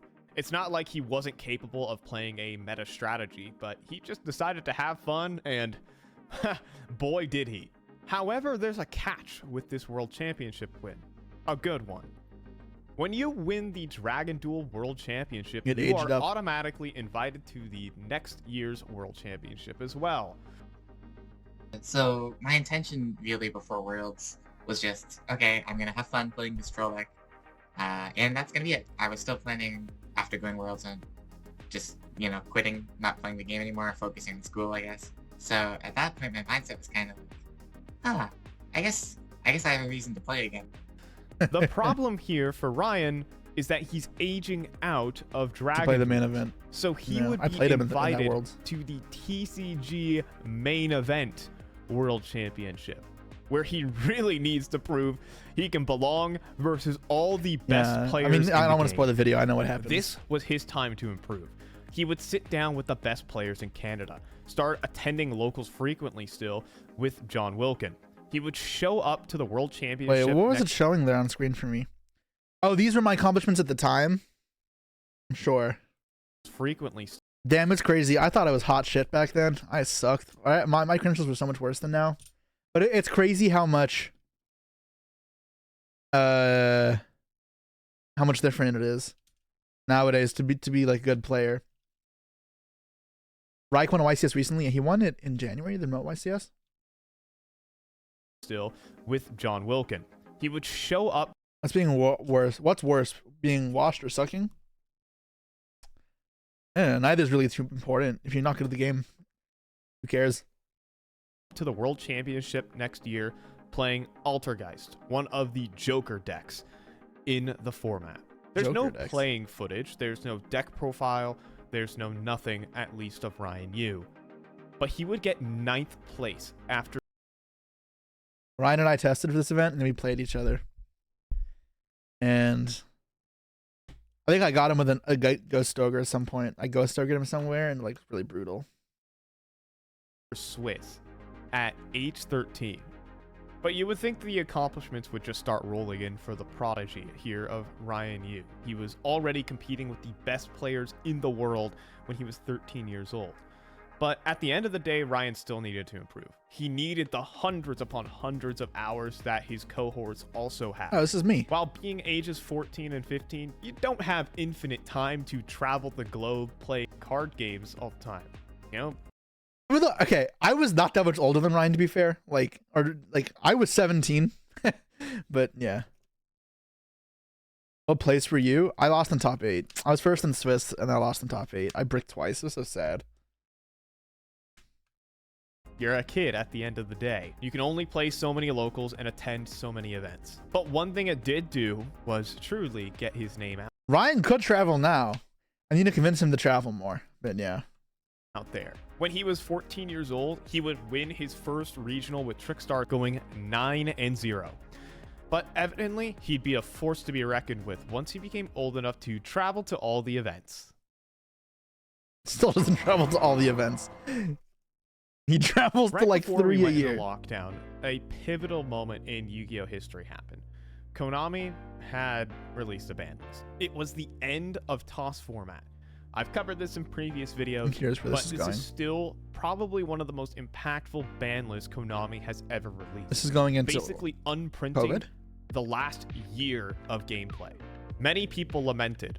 There were tons of Sky Striker apologists around the world. Manav Dawar had topped over a dozen events with this deck, for example. And many players had dedicated so much time to learning the ins and the outs and becoming an expert at control-based strategies. But it's finally over. It's time to give talking up about how the it came control back to sticks WCQ and play a 2022? real combo deck. So as we enter I feel into like lockdown, that match. this is the That match reality. just uses a We just meme way had to too often. Let's go back. This shit is so fucking bad. Oh my god. It's FTKing the kid. deck. So as we entered into lockdown, this is the reality we just had to deal with. Ryan Yu thought otherwise. During the lockdown era, a whole host of third-party organizers would put up remote events to try and capitalize on the big vacuum now that we're in lockdown. One of the most prestigious of these would be the Luxury Gaming Championship Series, a tournament series with massive prizing and the best players in the game competing in it. And for the second edition of the tournament in May of 2020, at age 15, Ryan Yu would do the unthinkable. Your hand's honestly not even that good, to be honest. I do get confidence cycle and no interest. Like, this hand, everyone look at this hand. Everyone look at this hand. Does the hand is desire gonna just break a full draw rock. broken? So, we have Boral Savage, IP Masquerena, Herald, and Kokomero with the Block Dragon, all of that. I probably would have just normal summoned the Rose and attack Herald. What do you think about doing that? Is the reason No, you need do that Mikayate. you want to resolve Hayate? I needed my Sky Striker Link to stay on the field because my win condition was getting to Shark Cannon to banish his Block Dragon in grade, so I could outgrind him. I needed the Rose to go through without getting IP, which is why I desired first Enforcement gate. Yeah, you hit multi-roll here, which is actually fantastic. Multi-roll is like, it lets me do the Shizuku fight enemies where I can add the Shark Cannon and then hit reset. Yeah, so I'm just gonna multi-roll for Ray here. Then I'm free to attack the Guardian with Ray. To make Kagari Widowmaker in battle phase to clear all his monsters. And then the Shizuku is gonna be my 4th summon here, which is perfect for just playing around anything. So you still have 4? Yeah, that's just game. Holy shit. They're just like... I just get to reset Shark Cannon and Widowmaker here, and that's it. It's crazy. Ryan is so scared to play without hand traps. Ryan would send shockwaves through the community. he played out of his mind in this tournament, with a deck that had basically every redeeming factor taken away from it. Without these unfair tools at the Sky Striker deck's disposal, one misplay could cost you the game instantly, especially with newer decks being faster and more explosive to capitalize on these mistakes. And while the community obviously recognized his talent, he just couldn't push himself into the top level column. Around like, I don't remember exactly the year, but I think it was a little bit after COVID or before COVID, where he would enter like 5 or 6 YCSs and he wouldn't top them at all. Before COVID. He would be out before here, COVID, like, he regionals, right? bubbled a bunch. And obviously in my head, I knew he was good enough to top YCSs. And he tells me too, right, that he has like some tournament nerves, or like he thinks that, you know, oh, people are better than him. And that makes it so that he feels discouraged to play. He would sink thousands of hours playing online Yu-Gi-Oh! But It's actually just crazy. He contacted a lot of Ryan's friends for this video and didn't contact me or Ray, his teammates at World. That's crazy. I've also just known Ryan for longer than 7 years. But just couldn't make it happen in these events.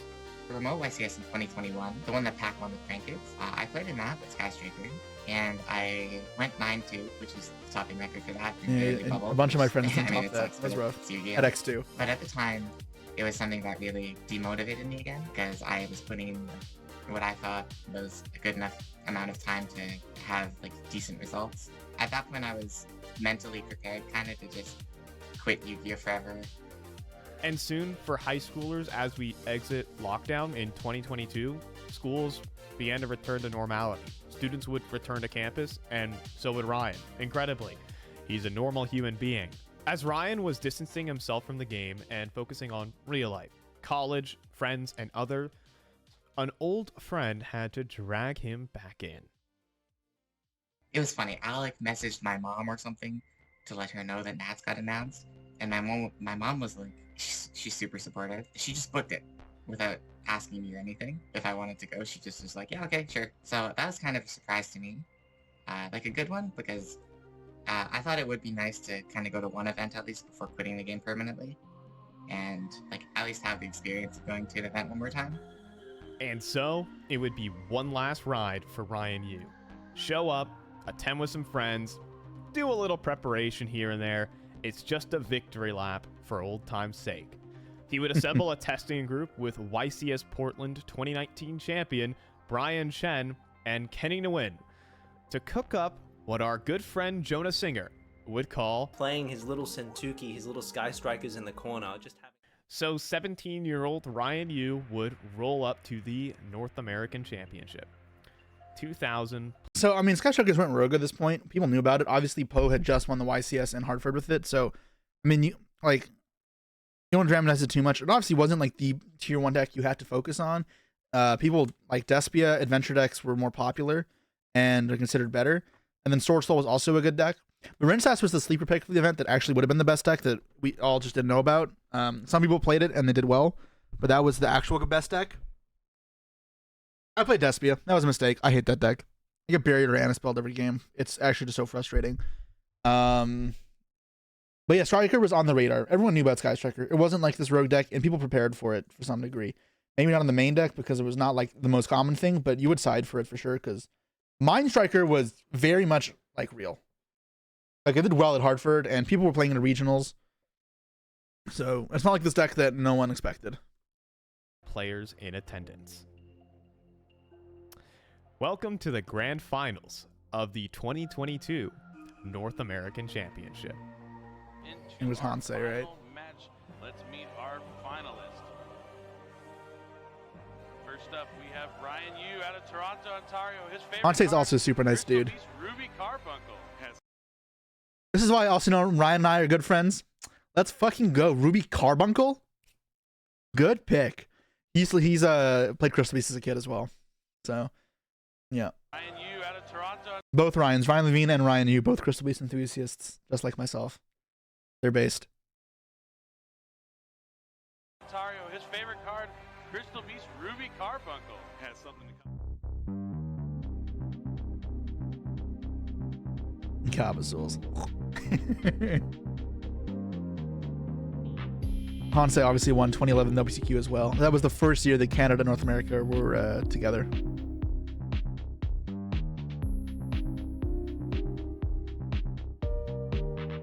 Oye on the table. Has he got the dragon circle? If he does have the dragon circle. I think it's a synchro blackout. Or you long? Yeah, blackout. Unless you were the last one every round. Hansel on swords opponent. Oh, main deck rivalry of the Lore Lords. That's wow. That's gonna stop the Sky Striker Ray and before the main phase, before he can summon that Ray and use the quick effect to tribute. Sets one field spell. It's Mystic Mine. But yeah. Sword Soul can play around this. Yes, Ryan has Mystic Mine up, but in this game state, he is now put into perpetual Zugzwang. Ryan cannot truly use his Sky Striker cards while under Rivalry of the Warlords, and the only main deck out to Rivalry of the Warlords is Sky Striker Maneuver Afterburners. However, to get its bonus effect, it needs to get 3 spells into the graveyard. Ryan hopes to buy himself time with his Mystic Mine in order to execute this plan. The problem is, Hansel knows this and is not going to let Ryan break free. If Ryan puts 2 cards face up on his side of the field, Sword Soul Blackout will be able to destroy those 2 cards. How does Phi have a German name but butcher? I don't know how to say it either. Zugzwang, like it's a Chinese phrase. I also thought it sounded Chinese. Is that German? No idea. But either way, like Phi is American, so you can say he's German. He has German roots for sure. I mean, not for sure, but I actually have no idea. But likely has German roots. That doesn't mean he's good at German. I was born in South Africa, but my Afrikaans is like not good. I mean, I know more than the average person because why the hell would anybody know Afrikaans? But I know pretty much nothing. I just know how to swear from my parents, pretty much. And Hansel, sorry, from my dad specifically, building up a 6-card hand will easily be able to overflow. How are you guys not prepared by Mystic Mine at this point? How can you enter a tournament without preparing a well thought out plan? Oh god. Into a huge swing of resources. But he had a plan, right? And expertly knowing Afterburner's condition, once he sees spells hit the graveyard, he decides to tribute set his monsters, taking away the ability of Afterburners to destroy a spell trap. Ryan cannot play a card because of Blackout, and Hansel will not let him get to Afterburners. And eventually here for Hansel, he can remove the Mystic Mine by using Heavenly Dragon Circle to tribute one of his monsters off the field, which will equalize the monster counts at 0. Then Mystic Mine destroys itself, allowing himself to play. Hansel executes this sequence perfectly. Hansel wins game 1. Oh, a handshake there after game 1. Trigger is first, and a main phase. Attack for game. That's 15, 15, and 15. That's enough. Yeah, Ryan really respectful with the hand. Draw phase, do you have anything that no spell speed 2 or higher? Ryan knows what that means. No, I fucking hate this card. Oh, bleep that out for YouTube. I hate anti-spell. I hate Sword Soul. Could they just do this shit? They go draw of Moye, draw of Desires, Baron, anti-spell. Anti-spell fragrance. Poor Ryan. Unless I mean, I know he loses here, but I just hate anti-spell. Change rivalry of the Warlords. Unfun way to win or to lose.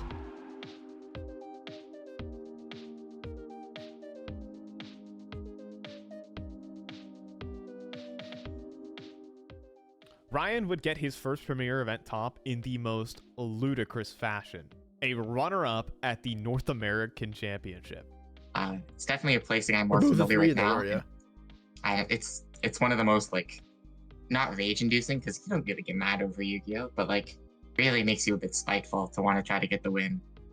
The event grind was back on the table for Ryan. Next would be YCS Niagara. And Ryan stayed on the lookout for new decks to beat the meta. I didn't really know what to play for Niagara, but I was looking at what decks were available, and I kind of wanted to play something rogue. Ooh, are we getting the lore here? The lore on Team 7? All right, I hope the lore is in here. Because I think it's kind of fun to play something rogue and try to top a premier event. There's something satisfying about beating people when the deck is bad, compared to when the deck is I need to fix them. I need him to just win. Win period. Win period. good. I was looking at the decks available. I was like, okay, Tyr and Spider can maybe be the meta. So what's the meta called? Exosister. Here, Ryan would scour the web for the latest Exosister techs, and he would find a list from Raymond Dye. He'd reach out, and quickly, they'd team up to try and build an Exosister deck for YCS Niagara. Let's just say, it went a lot better than as planned. Alright, what's up, Ryan? What'd you do today? Hi. I played Exosister. It was the worst deck in the room. I got second place after Swiss.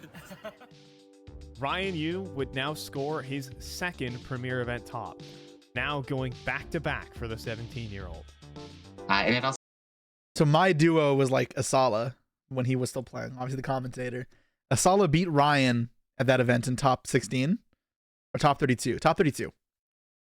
And then I played Ray in the finals and Ray beat me, so they got revenge. But it all worked out because then we teamed up for Worlds. also made me feel nice, like, kind of, okay, Nats wasn't a fluke, right? Like, I got second at Nats as my first top, and then Ray. It's very validating to do well several times in a row. It tells you, like, okay, maybe I wasn't just getting lucky, I know what I'm doing. Because you always have that imposter syndrome, right? Like, am I actually good? And after, I was able to get top 32 at Niagara, and what's even better is Ray won with the Exosister list, which is just crazy. So, Ryan Yu is the real deal. The next challenge for Ryan would be to actually attend events. And with the shifter emote, FU shifter, yeah, when I was from the finals, yep. Them being very close to the East Coast and himself being from Toronto, the next couple of months he would spend waiting until North American Yu-Gi-Oh's time-honored tradition. It's Team YCS Las Vegas. Here you would assemble a group of 3 teammates, and how team duels work is that you play side to side with your teammates, simultaneously playing a corresponding opponent from your opponent's team. You're able to talk amongst yourselves and find the optimal solutions for the game in that very moment, alongside the fact that you win as a team and lose as a team. Here, Ryan Yu would join the Dragon Duel's dream team. He would link up with childhood friend and prodigy John Wilkin. While we haven't talked too much about what Alec has been up to in this time, he had accomplished one of the youngest YCS tops of all time.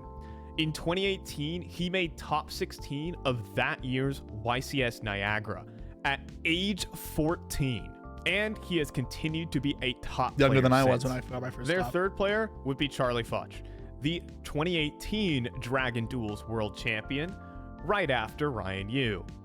The average age of this team was 18 years old, competing against players who are sometimes 15 years their senior, but that didn't matter to them.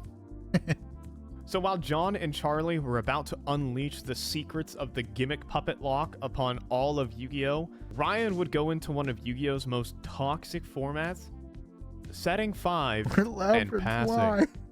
We started testing. Obviously, there was the ban list, and so we started testing about 2.5 weeks before the event. And Ryan pulls up, and I'm like, oh, he's like, oh, I have the goo. I'm like, oh, what is it? And I'm sitting there. I'm sitting pretty on my hands. It's sand. I got deployment. I got branded fusion Aliber. He goes set 5. I'm like, shit. I'm like, Laura Aliber. He goes skill drain rivalry, and then he has like big welcome, and I'm like, all right, let's go to the next one. I ended up playing Violet for that event because my friend Herman Hansen had just topped YCS Leon with it, and he made the deck seem really good. So, okay, let's play another rogue deck. So I picked up Lab, and I didn't have that much time to practice for Vegas because I had like some chemistry lab report stuff due that week. I actually ended up, I touched the cards for the first time on Saturday morning, like a few minutes before the round. Welcome to the grand finals of Team YCS Las Vegas.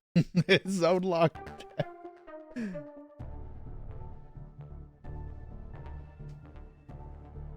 People, okay, so that deck was so bad for that event, but people also just didn't know how to play against Labyrinth, which is a big one.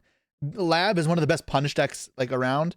When people don't know how to play around it properly, it goes hard. However, if you can check Lab, you know all the ways to like punish it, it's a lot easier. People still don't, they don't, but the better players do now. Because back then, the better players didn't always do that. They didn't know how. I didn't know how to play Labyrinth properly at this point. I was definitely not the same. Dude, I was so sad for this as well. So I played day one. I played Ninjas this one, and this is like, my team didn't do well, which is fine, but I was just feeling so sick that I flew home at 10 a.m. on Sunday morning. So I'm friends with both these teams, and I really wish I could have been there for the finals, but it was so rough because I was just feeling so garbage. Just went home early. That's a shame. I like being able to support my friends. That's like an upside of traveling so much, and is that when I'm not in the finals, at least I can like cheer on a friend and celebrate with them. And yeah, for this event, I was just kind of yakking into a bucket. John calling out the tech cards he's seeing win without playing any spells or traps. If they have Seer Mode in their deck, maybe, so but unlikely since you need your normal summon. But yeah, he's gonna need some sort of monster to deal with the shape. At least one of this is where the decision comes, where you want to play cards in your hand that you can use on your opponent's turn. Something like that. That's about to be 9, I think. He's close. Monster Zone, 1 extra Monster Zone remaining. Couch piloting his deck to perfection. He looked like he was about to lose that game. He did also lose the last 2 rounds. Big welcome Labyrinth is going to summon Lady from the deck to the field. Win the whole tournament.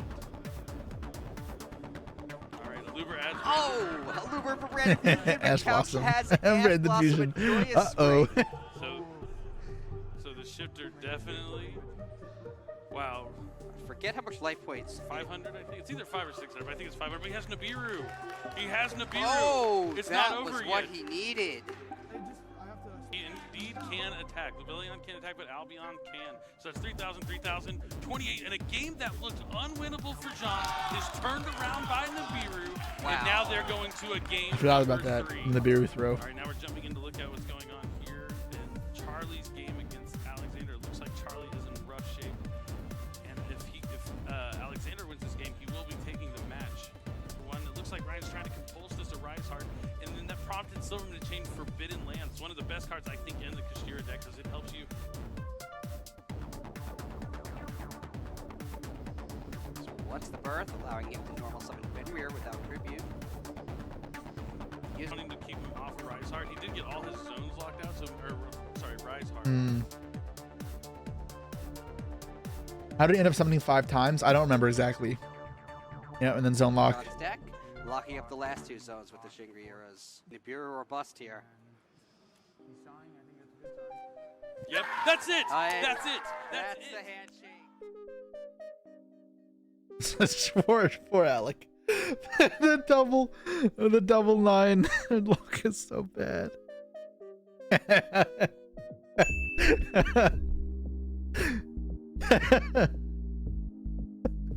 Ryan's team would falter in the finals. It would be another 2nd place. And my record at that event was 13-0. I was happy with the list at the time. Definitely could have been optimized in hindsight, but I actually made that list with Brian Chen. We were on different teams, but we played the same 70 cards. He also topped YCS Vegas, and his record was also EXO. So the list that we made that weekend, between the 2 of us, didn't lose a match. In the interim between the national season, Ryan Yu was attending a Toronto regional where he ran into his YCS Niagara testing partner, Raymond Dye. But we were just From chatting. Detroit. He mentioned that he was going to do the World Fair. And I think, like, he said offhand, I think, like, to this day, I don't even know, like, if he was, like, joking or not. But he said, like, oh yeah, if I win, I'll take you. And I was like, oh yeah, sure. But at the time, like, I didn't put too much stock into it, right? I was kind of like, okay, I couldn't even tell if he was joking or not. You know how sometimes, like, social situations, like, you don't really know, but you can't really ask? I watched Ray on Twitch qualify, and I was like, so it's kind of in the back of my head now, like, I wonder if he's actually gonna ask me, right? I thought it was just like an offhand joke, right? Like, I would assume that he's picking 2 of his, like, close friends from Michigan or something, and I would, like, happily root for him still. But then he asked me. He ended up asking Jesse as the other person. You know, not a bad pick, like the best player in the game. So, makes sense. And so it's time to enter Ryan Yu's Master Duel era. When Ray For wasn't those who washed. are behind the We'll times fix in him up, Yu-Gi-Oh, don't worry. Konami released a fully automated simulator called Master Duel at the start of 2022. A new battleground for top players to take part in as well. It's not 100% card for card the paper game, but it is pretty much a seamless transition into it for most of the top players. And so Master Duel would now host its very first World Championship qualifier in a format known as the Duelist Cup. The Duelist Cup would be 3 days of non-stop play, and the top 3 Duelist points leaders from each region would get a chance to go to the World Championship. These 3 days are absolute lunacy. Sometimes players would stay up for 24 hours, get 3 to 4 hours of sleep, and keep going. Try it again. And like, don't get me wrong, it is unhealthy and brutal, but truly an incredible way to show consistency, dedication, and resilience to the game. So Ryan was going to Japan. He is now the only player to ever attend 3 World Championships in different divisions. Dragon Duels, the TCG, and now in Master there's one Duel. other player. For the Master Duel World... one of our top 4 opponents Master Duel as well. Zeta, Master Duel, Duel Links, and TCG. I don't know the years, but I played Worlds with them at TCG, I think, one of the years. I think maybe in 2017. And they were Duel Links either 2018 or 19. And then Worlds again, Master Duel this year. World Championship. I don't know his real name. I just know his screen name. I think maybe it also been Raphael, but I don't want to get it wrong. Each team has to be armed with 2 different decks, alongside the fact that both teams share 1 player's worth of card pool. In essence, meaning that every player on the team has to play a different deck. And now by this point, Ryan had built up a reputation for being the best control player in the game, but he was going to need to break out of his shell and compete with the rest of the... This was a genuine concern for us, right? Like, I mean, not a huge concern, because I obviously had faith in Ryan. I'm sure rated as well, but like, he was going to have to get out of his comfort zone, because we thought like Lavin wasn't the best pick in the world. Strikers seemed not good at all, and we're like, okay, well, like, is there a deck you can play that's like actually good? And we were just building a lineup, and like Dragon Link makes sense to pair with Lab, and if you want to play Lab's a good secondary deck, not a good main deck though. So we're like, all right, Ryan, can you learn Dragon Link? It's very much not in his like normal wheelhouse, but he did a great job of mastering it. I'm sure that's what they're about to get to though. Format if players in the tournament decide to target his type of deck. My decks were Dragon Link and Labyrinth, and this might be kind of surprising, but the first deck that was assigned to me was actually Dragon. So here's the order of way that things went. So firstly, Jesse said, it was like really funny. I think Jesse sent a message to the group chat or something. He said, "I'm playing tier," and okay, but he's saying that like as if that wasn't a given. Like, if someone is playing tier, is it going to be the 2 players who didn't even play tier in tier format, or the player who won 2 YCSs with tier and got second twice? He says it like I'm being a dick, but obviously I was the tier player.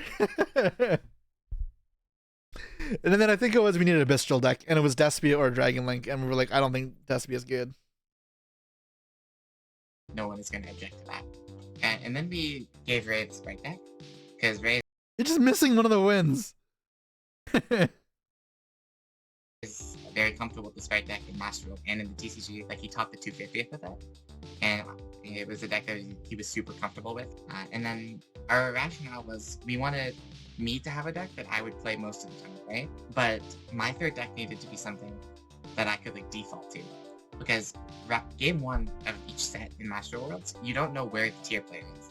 So all 3 of you have to play a deck that can beat tier. And we decided that the third best deck in the format was Dragon Link, the third best deck that had a good tier matchup. So that was all 3 of our primary decks.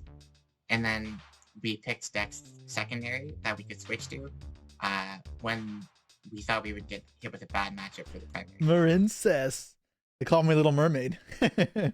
And it was a bit scary for me at first because I didn't have much experience with Dragon Link, but we kind of all agreed as a team, like, okay, if you can learn this Dragon Link deck, this is going to be the most valuable asset for the team.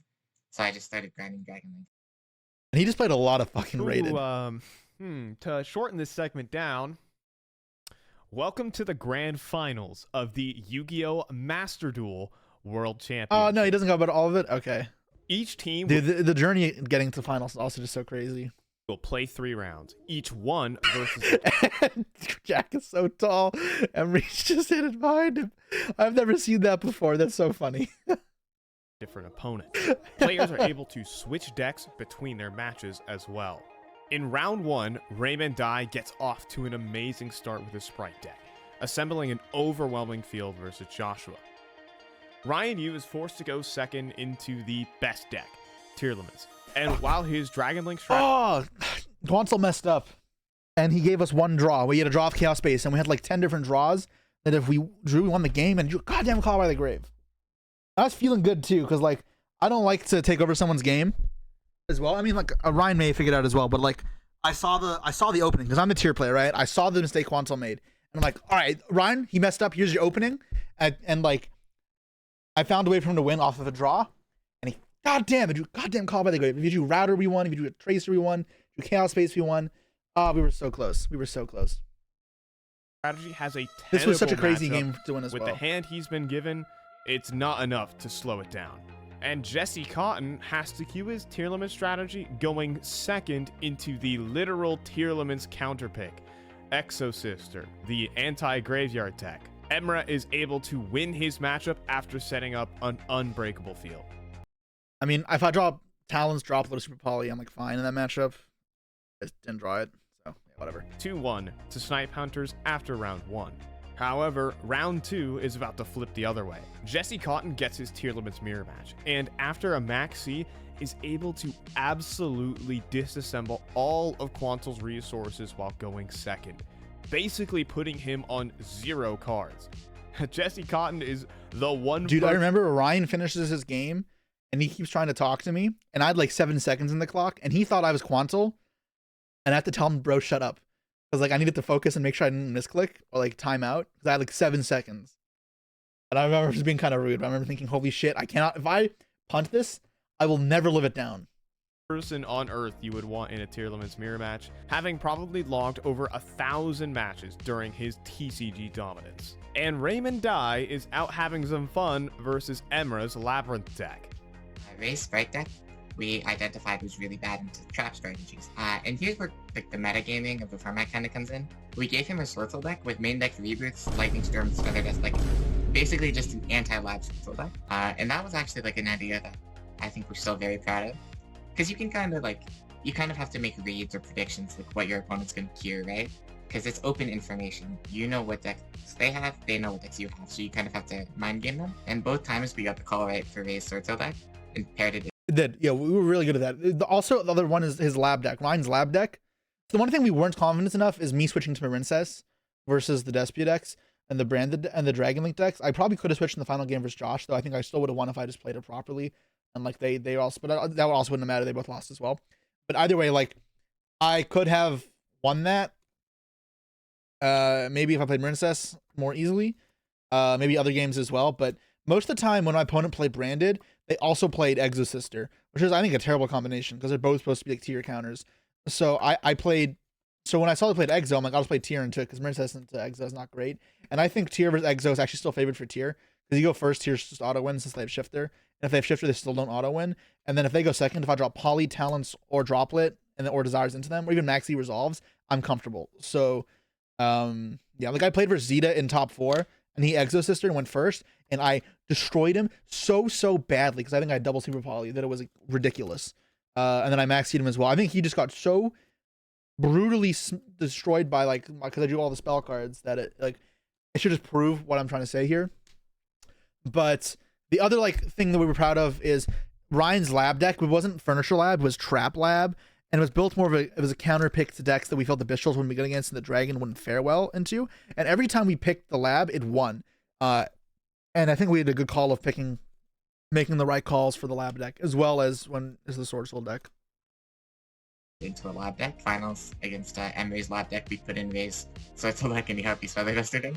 I thought that Jesse was cooked. However, this time around, Ryan Yu draws a bad hand into Joshua Schmidt's Max Seed. And quickly, Joshua accrues so much advantage, he simply can't come back. The score is even, 3-3, heading into the final round.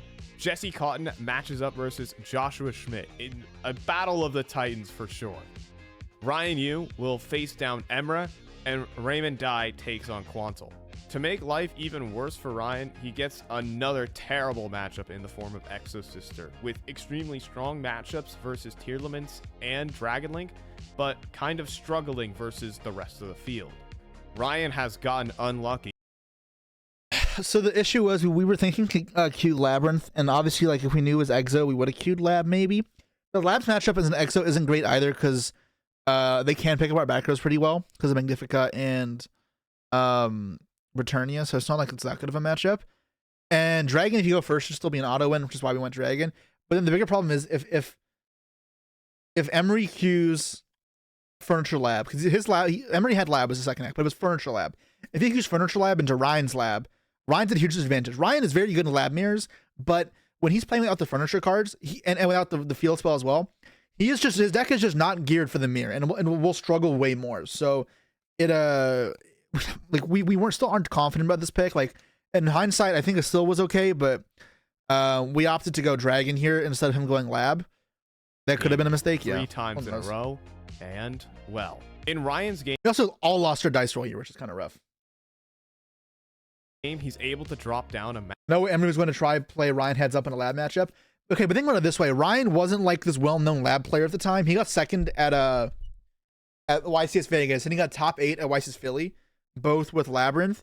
But like, if you think of someone who has a pet deck, that is not someone I'd say is a pet deck. Like, he's good with it, but it's not insane. That's a good record, but it's not the same as playing like you thought it was one of each. Maybe it was just one furniture or one of each, but it was not this. It was definitely a more control lineup. But it's not the same as playing Mean and Tyramir, where I've like my credentials are way higher. I'm not trying to like blow smoke up my own ass here, but Ryan hadn't built up this crazy credential with Lab. Ryan kept playing Lab after this and kept doing well with it, and I thought and that's where like it kept growing as the Lab player. But I think at this time he was like a known Lab player, but not like known to be this insane best like lab player ever type thing. There's a bit of hindsight. I like, yeah. Maxi. Emra sets 3 cards, but still has his normal summon available. He talks to his teammates about whether he should commit to it. It's an Exosister Sophia, which allows him to draw 1 card. Maxi. And the 1 card he draws... Again. Ryan simply can't hate take this it. card. Oh, I hate Maxi. He has a Called by the Grave, but with 3 Exosister monsters, if a card is moved from the graveyard, they all rank up into XYZ monsters that further correct. Darumacana was not out yet. That was a big one. Shut down the graveyard. But if he lets it resolve, it's unlikely he can play through the 3 There's a Batman. Thank you so much for the sub. And Rabbits Go Dojian as well. Thank you so much. Appreciate it. back row without giving his opponent an insane amount of cards off of the Maxi. And he still has to play around the Exosister monster's effects. It is simply untenable. In the meantime, Joshua and Jesse are locked in a multi-turn battle. It is hard to tell who even has the upper hand. However, Raymond was forced to go second into tier limits with no Maxi and little to stop Quantal. Did you plan it, which is the best card in the deck? And did you, Quantal has done it for the team Snipe Hunters! The European representatives are your first ever Master Duel World Champions!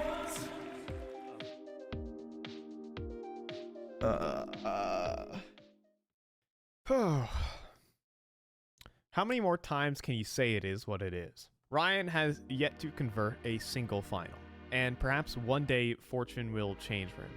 But one thing that I can say is his trajectory as a player. It sucks. I've lost 6 times in the finals, and I don't know how some of these people do it. Some of these people have lost, like Pac has lost once in the finals, and that was recently. Christian Urena's won 5 times, lost only once in the finals. LeBlanc is 6 finals, 6 wins. And I'm like, how the fuck do you guys do it? Josh isn't as crazy. He lost to Billy, and he lost to, I don't remember who with London. So he's lost in the finals twice, I think. But I've lost 6, so it's like, are you kidding me, man? So I feel Ryan there. I feel it. I'm obviously, like, I won before I lost in the finals, so that helps. But it's fucking rough. rapidly changed after this World Championship. He would be forced to learn the ins and outs of the Dragon Link. What's my record in the finals? 7-6. Is it not just variance? Yeah, it is. I think like I think I played all my finals pretty well. I don't think I made huge mistakes. I made a mistake in the Panama one that I won, but my deck was so much better than everyone else's that it was so not close anyways. I still won the game. I made a mistake because I was just so far ahead. Pascal Kim, that's the name, right? 6 finals losses. Yeah, I'm 7-6. 7-6. Biggest throw, probably the top 8 on a stream versus Jimmy Nguyen, 2016. Strategy, an extremely versatile, complex combo deck, to where if piloted to true efficiency is easily one of the strongest decks in the game, but also one of the most difficult. That's the type of gameplay that Ryan enjoys. You can open hundreds of card combinations in Dragon Link into hundreds of different fields. You have unique games all the time, tons of different interaction. Ryan Yu thrives in the complexity of that. And so he had would practiced take deck off this the Worlds, deck right? to So it was very YCS natural for him. Vancouver for his next TCG event. And he would go 9-0 in Swiss, if not for him playing Jesse Kotton in the final round of Swiss, to where he conceded against. So yeah, I was 7-0-1. I drew my last round 8. I fucked up, I'm pretty sure. I think I made a mistake and then ended up in a draw. But yeah, I think I made a mistake, so I ended up in a draw, and I was 7-0-1. I'm like, damn, I'm not locked. But there were two XO1s, and then Ryan was 8-0. And like, obviously Ryan's my friend, so this is before we knew they were giving out giant cards from undefeated in Swiss. So stupid, but so I luckily got paired up against him round 9, and I'm like, all right, well, you're already guaranteed for top cut. Like, if he gives me the win, I'll be guaranteed as well. So he just gave me the win, so we'd both be locked for top cut. Obviously, you're allowed to give someone the win. However, you cannot play and then alter the results. That is not allowed. And you also cannot offer anything as like a bribe or for collusion in that sake. So Ryan just conceded the match beforehand, so that we both do well. And then we also was able to get breakfast, which is nice. Against his world championship teammate. He would fall in the top 32 eventually, but the most important thing is that a player with his stature was a one-trick no more. There are many players known for their mastery of a particular deck, like Manav Dawar topping a dozen events with Sky Striker, or Jesse Kotton winning 2 YCSs with tier limits. But being able to be bigger than the deck that you play is the mark of not a one-trick. In October, I don't think Manav is either. Why did I get mentioned on the one-trick thing? It was Ryan's turn to run the Duelist Cup finally. After being invited to last year's World Championship, might as well get some reps in. And so 3 days of dueling later, Ryan would place 3rd place worldwide. I don't know. There's not much video left, so I'm assuming Ryan didn't get a chance to talk about this anymore. But I remember we're talking about, okay, obviously, like, he talks about getting second is a motivator. You want to do better. So we're like, all right, we will be back at Worlds. We'll be back. We have to requalify. No more. We're not going to try to split up and do something else. We will come back as a team together, us 3, to the World Championship this year. And like, all right, what do we do? Obviously, like, winning a Duels Cup with all the Japanese, Korean, and Chinese players that do really well is really hard. And we're like, I don't know if we're going to do that. I don't know if we can. Like, it's going to be really hard competing with them. They're so much more used to the system. And we're like, you know what? We'll play anyways to get used to it. So we know what to do for the WCQ. And we just want to get practice. That's more important. And then Ryan got 3rd. And we're like, what the fuck? Ryan, that's insane. Maybe he got lucky, but like obviously I never thought Ryan was bad, but to get 3rd at like, after like, with us having no experience in the system, we're like, that's insane. And then for the next duels, I mean, he'll talk about it, I guess.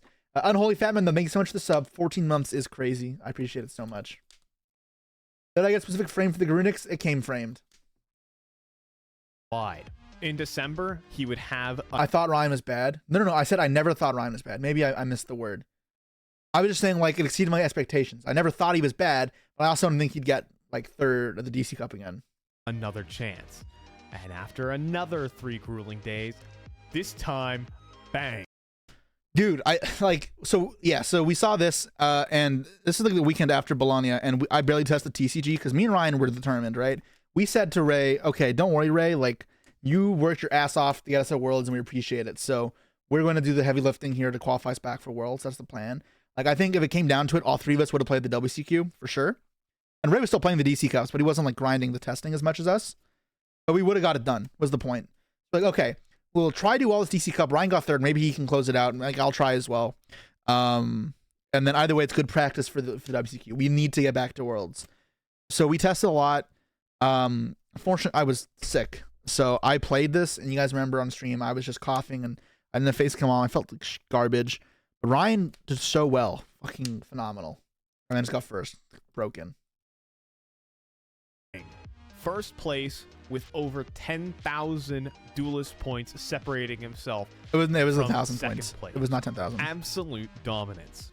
In March, it was super close. We were so stressed the entire time. Near the end, I remember me and Ryan were just like, the anxiety was like beating out of our chest. Because like, we don't want to have to try compete again in the next cup. Or, I mean, what we're aiming for originally was the WCQ in May or June or wherever they were going to host it. But we obviously wanted to seal it there. That was close. We were super The real stressed. deal would go down again. World Championship qualification on the line. And so, after 3 days, the results were in. Ryan Yu would annihilate the standings. He would get himself to this is the one where he's over 10k point difference. And this is the crazy one because we were chill. We didn't care anymore. We were like, we qualified for Worlds. We'll begin testing for Worlds, not this format. We don't care about this. So he didn't have Snake Eye cards. He's like, I'll play Lab. And then he's like, yeah, I'll actually try this one. And he grinded. And he also like spent the first few hours playing or doing a goddamn school assignment or something. And then he just destroyed people. So the reason there's so much of a difference here, though, is him and Tasuku were close. And then in the last hour, Tasuku just lost a bunch and fell down a lot. But they were closer. But like Ryan won a couple and Tasuku lost a bunch and then ended so different. But it was pretty close. A couple hours to go still. But yeah. It was nuts. I can't believe he won this. 6,000 duel. Ryan said he would not play either the TCG WCQ or the Master Duel WCQ. I'm pretty sure now he is doing both. So yeah, he's gonna try to get first in the WCQ as well, probably. A Duelist Cup record, a win-loss differential of over 80 games. Assuming that he played 5 games every hour, he maintained a 65% win rate versus the best players in the world. He would beat out the rest of the competition by over 10,000 rating. It wasn't even close, with thousands of other players also in the running. Oh, and I lied. It was the World Championship qualifier for everyone else. Ryan Yu was already invited for attending the last World Championship. Everyone was fighting for their lives. For Ryan... No, we weren't invited back. We had to requalify. Only the World Champions go back. We weren't requalified. He was qualified after the first Duelist Cup, not the second one. Or I mean, not before that. Tuesday. And if you want to compare his overall performance to something like chess, Magnus Carlsen is the best chess player in the world. If we split his lifetime draws into wins and losses, just to make this math a little bit easier, Magnus Carlsen has a 63% win rate. Ryan Yu, over the course of a theoretical 300 games, had a 65% win rate. Yeah, Magnus I don't know anything Carlsen about this. has been the undisputed Also, best comparing games chess is like kind player of in the world weird. for the I last wouldn't do this. decade. Now, yes, Ryan's performance. He's just trying to is make a smaller hyperbole again. sample Like size, perhaps just Magnus Carlsen's a well-known 150 like games. expert at his field, But so he's you just trying to could draw a say comparison like this. that Ryan Yu performed better than Magnus Carlsen. Now If you use Yu-Gi-Oh player math, yeah, he's there we go. attending the World Championship for Master Duel once again. Likely with the same team, but we'll see. The true betrayal. Ryan just stabs me and Ray in the back, and we're just left in the dust. As of recording, Because we can't even qualify. Like, we're intentionally not playing the WCQ for Master Duel because we don't want to qualify. Because last year they said to Ray that he can't pick other players you qualified to Worlds. So we're not going to try so that we don't qualify. Because if we qualify, we can't join the team. And then if we just don't play And then Ryan says, nah, fuck you, and then picks the other players.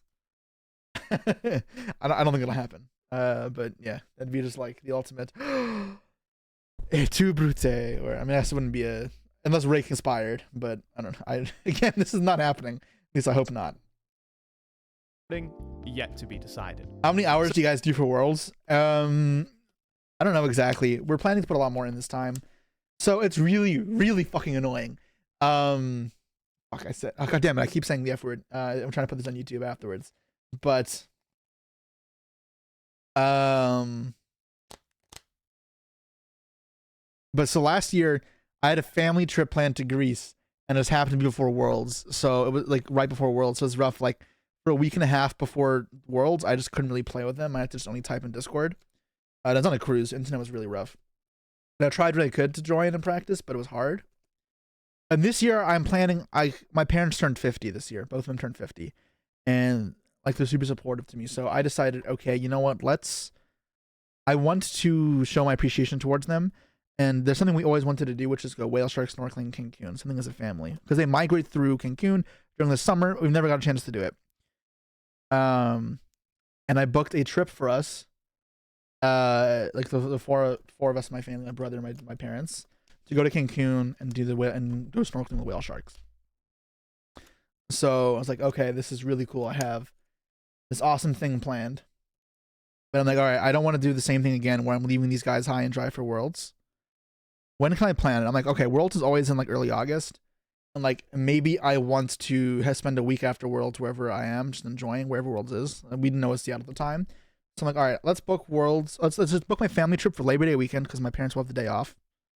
And then, so September like 4th or 5th, whatever weekend. And I'm like, that'll work out. Or maybe it's before, and then Worlds is announced. And it's in September why? It's never been in September. So anyways, so Worlds was announced the week after my trip to Cancun. And it's like, are you fucking kidding me? Oh, I swore again. God damn it. All right. Well, so now the week before Worlds, I'll be in Mexico. And again, it's hard for me to practice the week before, which is so frustrating. Like, I tried so hard to not have that happen, and then I just got curveballed. I mean, obviously, this is better than it being on the weekend I was in Cancun, because I don't have to cancel Cancun, and I didn't book a refundable trip. I thought, no, it'll be in September. Although, obviously, shows me, idiot. So, yeah, that was silly. So let's not go 0 for 4 in finals this time around. Damn, okay. I'll try not to. Kind of bringing this one back around to the start. Some Yu-Gi-Oh players win everything. Some build the best. No, he's lost in the finals as well. You don't win everything. Like, Josh will tell you that. You can't win everything. He hasn't. Decks. Define the meta. Make content. Share the best know-how and tips. Ryan Yu's claim to fame is being really good at card games. Thanks for watching. All right. Well, we got to watch our Ryan Yu video. All right, that was cool. Oh, the Crystal Beast vlog is up. Cool. I forgot it was scheduled for today. So if you want to see the Crystal Beast deck list and me going to Mexico, it is up on YouTube. I'm going to try and top. It is not that good in views. That is a shame. You guys want to go watch it? I'll post it in here. And let's take this quick moment to post this on Twitter because this is not getting enough engagement.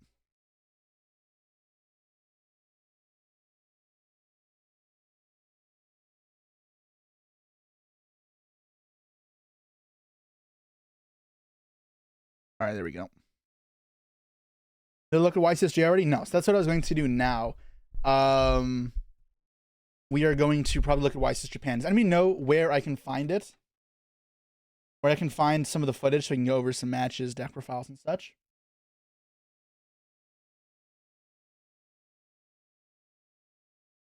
Also, oh, right. So thank you, Garrett, for the video. This is not the right video, so let's make sure to go like and subscribe. We are leeching content here. I'm posting the video down below. Check YouTube YCSJ. It'll be nice and convenient.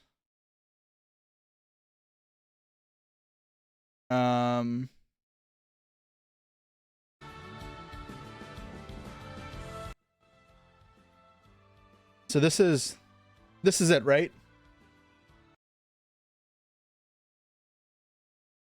Okay, so I'm gonna go grab a drink real quick because I'm talking for a while and yeah, use a drink. So give me a minute. I'm gonna run an ad and I'll see you guys in a second.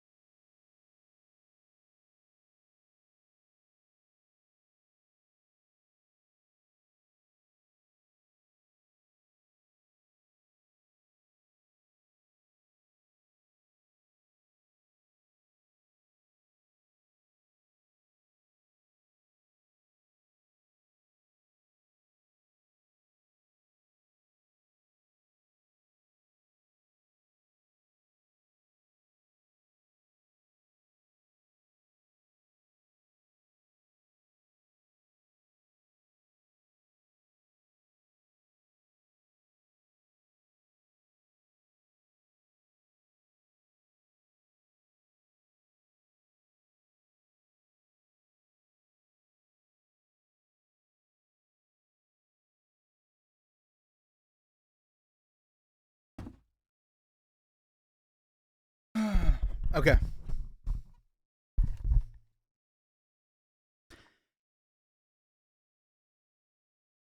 I'm back. It's so hard to walk around here because of all the garbage on the floor from opening the box up. Okay, so we can watch some of this and then we'll skip through what we need to. And then we can that'll probably be it for today. So yeah, so for those who don't know, this tournament was now the biggest tournament of all time, YCSJ, the 10th YCS in Japan. The dueling only started 3 hours. Yeah, but this was the biggest tournament of all time. 8,000 players, best of one. There's 2 pools of 4,000, and then afterwards they cut to a top cut. And so I guess it starts here. And I don't know what round it is. It's a bonfire for Poplar. So let's see what is happening in OCG land. Maxi, is there an answer? Ash, okay, cool. So you can only wolf that back now, which is actually a detriment almost for the player Maxi now. Unless there's another hand trap, then I need to shut them off.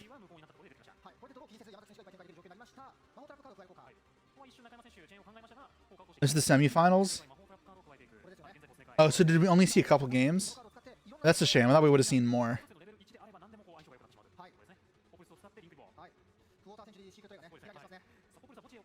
For the Poplar back, or Ash, doesn't matter. You're just gonna send full it, right?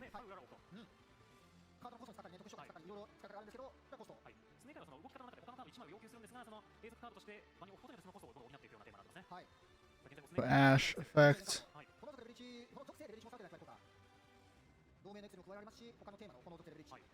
He's impermanence, right? Mm-hmm. So does he already have Oak in hand based on the way he's playing?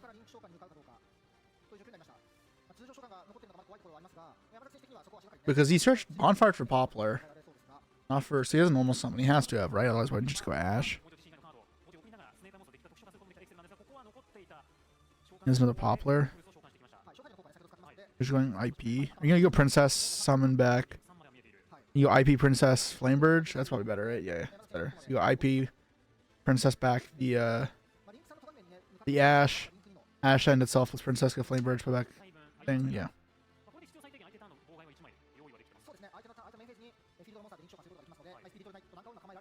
Wait. What? Okay, that's not the correct play. I mean, like, I want to play on Nib. I know this is 1, 2, 3, 4, 5 summons. Yeah, this is just bad.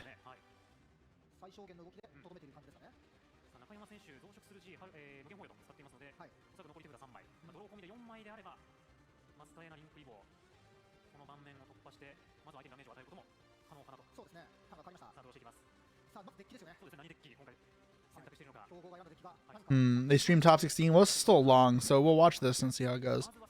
Anyways, we'll go back and watch more. So he had Maxi in the draw phase, cross out Maxi, sure. So he has a 3-card hand. Yeah, if he had the other play, I feel like he'd have way more interrupts. Now he only has the SP. There's less follow-up. He also doesn't have the Princess anymore. Ostinata. Oh, it's Melodious. If you have Ash, you have to Ash this.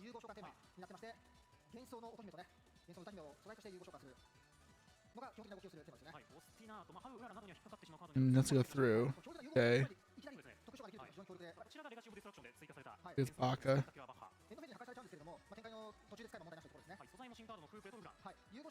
And then, okay, so not playing the MZ. The MZ lets you go Gravity Controller if you need to, but probably not. Baka here. Is this pure Melodious? It might be. I thought that it's decent. If he gets Arya here, then it turns off SP, which is like probably what you go for. You probably just go Arya. The Arya makes all your Melodious guys untargetable. Or is it just itself? I think it's all of them. Ostinato's the shit off. A Songstress. Okay, this is adds one back from grave. So you should SP this then. Unless it's on summon. Maybe it's on summon.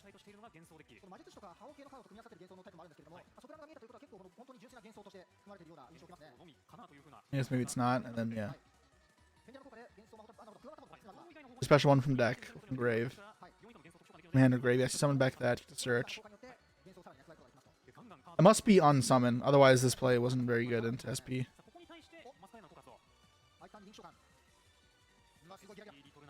SP here, okay. Now I don't know if it's good enough. You can banish Baka, but then he gets the... He can just get the... I don't even know what you can get off here. It doesn't matter what even searches.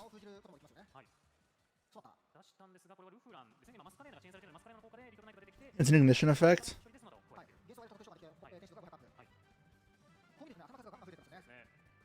Yeah, this was not played well by the Snake Eye player.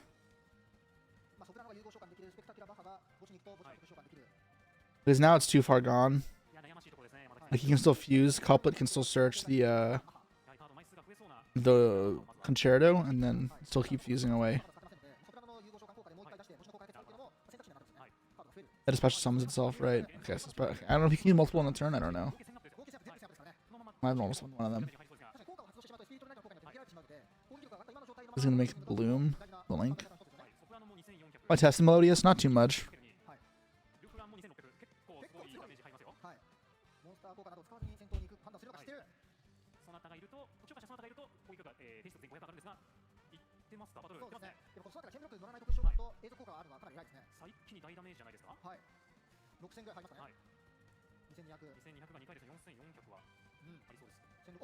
Is it an ultimate link Rebo? They have a bunch of rarities, so it wouldn't surprise me. Melodious can burn, right? I don't remember.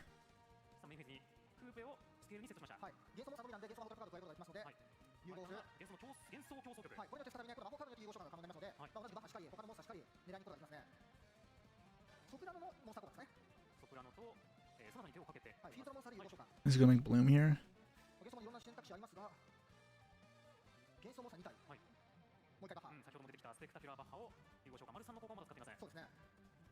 No, that's another Baka.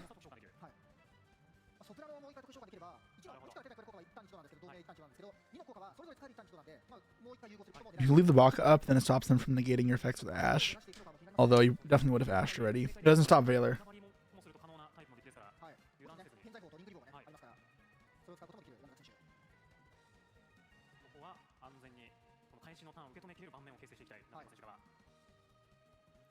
This order is kind of weird. Jay makes the good one here. I don't know what it's called. That's Wow. Melodious locked. Yeah.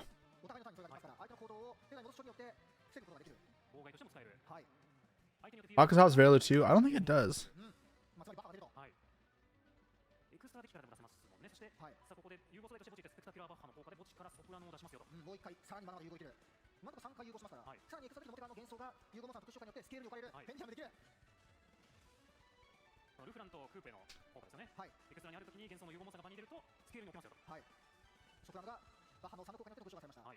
Is he just ending here? Surely this was not correct. Surely you could have killed him. This is...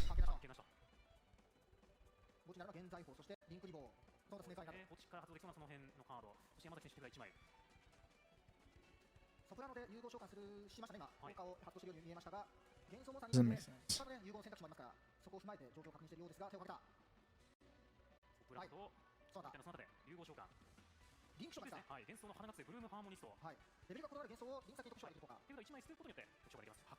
And Balloon, this is big lock, yeah.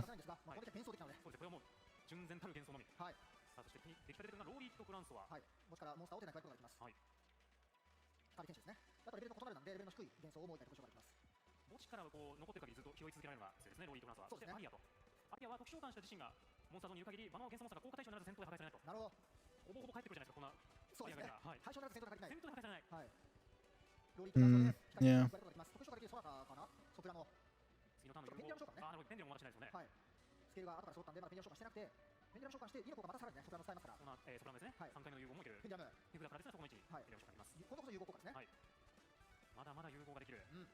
This should be...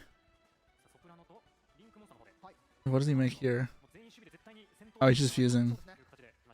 Oh, does that one do burn? I don't remember what that one does.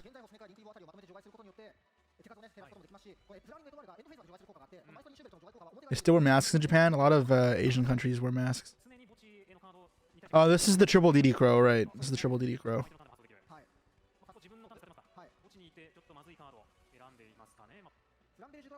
Yeah, it's just not banishing the originals. Insane, by the way, but whatever.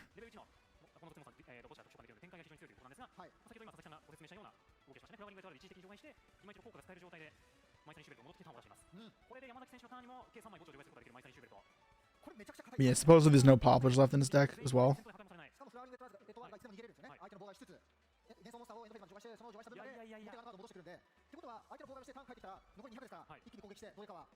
Magician Souls, oh my god. Why is that in that deck?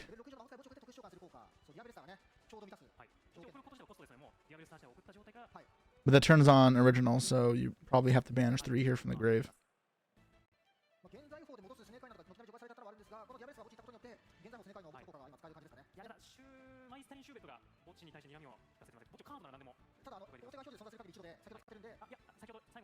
Okay, good.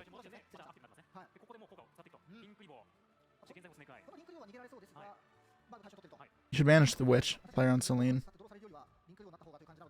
Chain Karibo if he wants to here, but it doesn't make a difference. Probably just don't do it, yeah. Especially if you need the draw, then obviously not.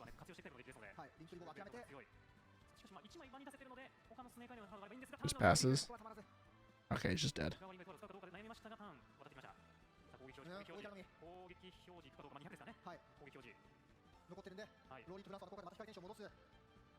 Alright.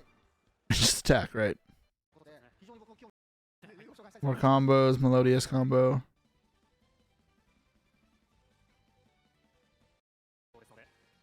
Here we go.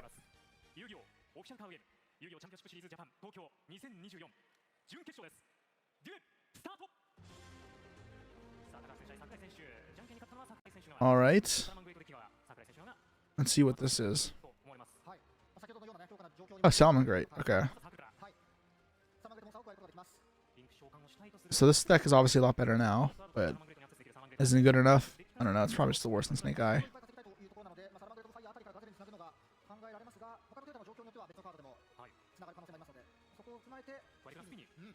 Spinny.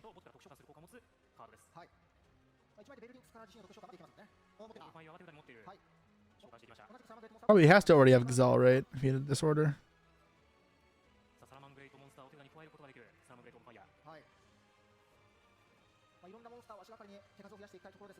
To be honest, you're probably supposed to go normal summon, to fire effect search first and see what you need. Because if they draw you here, you can just chain search anyways.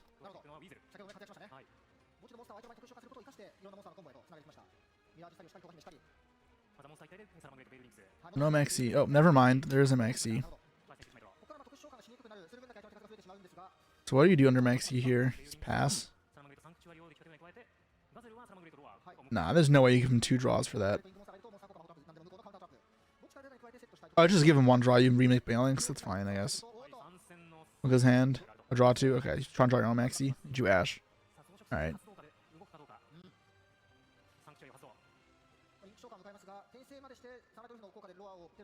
I mean, I guess. It's probably greed. Pass turn. Maxi's still broken. Master no back row. Alright, well, his opponent's gonna draw to 7.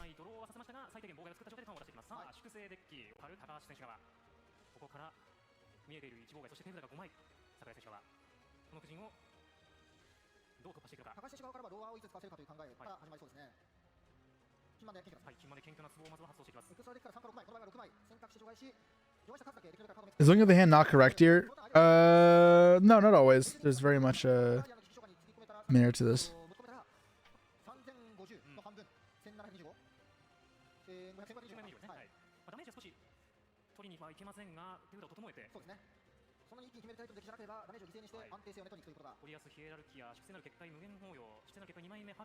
An ulti Ash Blossom. Not the best prosperity, but I mean, it's fine. Yes. So, what do you get here? Where's the counter trap? Saphira, probably.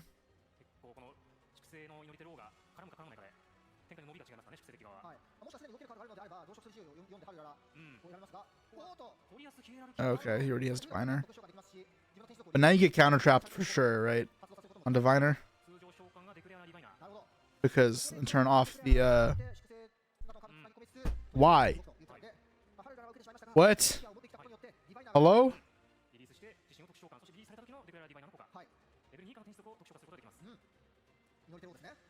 I don't get it, man. I play Japanese players at Worlds and Master Duel, and they play well. Like, they're not bad players. But what am I watching? They're fine, like this far in a huge tournament.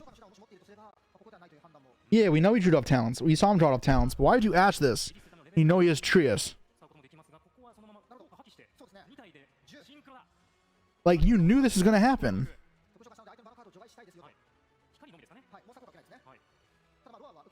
This was all predictable.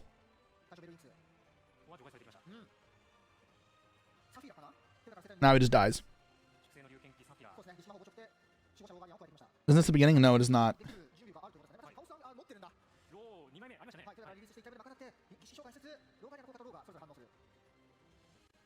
The trap is off. Yeah, it's dead now. It's dead. Why use it on the Angel? He wants to use it for follow-up now. For whatever reason. Like, using it on the Angel is kind of futile. I get that. Whatever. But, like, I think it is too far gone at this point.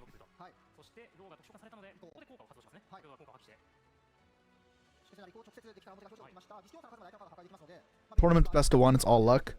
I mean, that's not even true. I think we're seeing clear misplays. Like, a lot. So, that means there's not luck. Like, there's definitely not an element of all luck.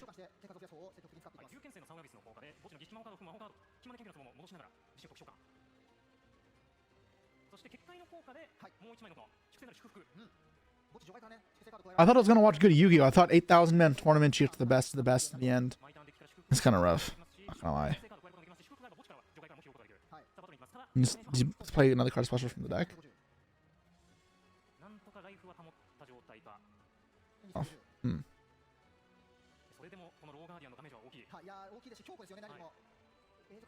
Oh, he prosperity. Okay.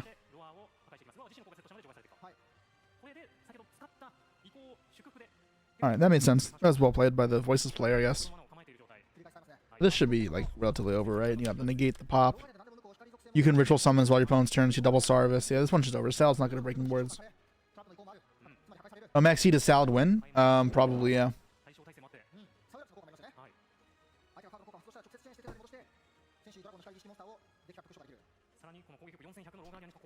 Yeah, I think not using the trap on Chaos Angel is good. That's okay. Move the cam higher to see both life points.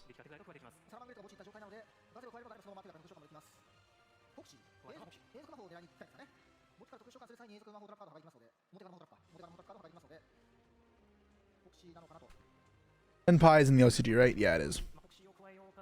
I'm hard pressed to see how this deck plays 2 Sarvis, let alone 2 Sarvis and the pop and the the pop doesn't matter that much. But there's still the negate. Yeah.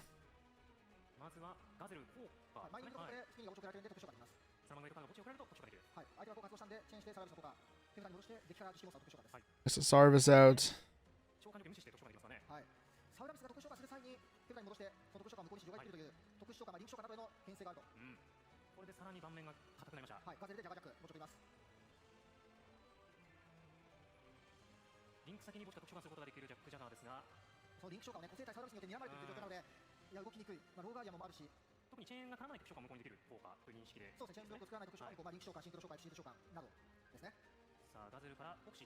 What's the other spell? It's the new voice continuous spell.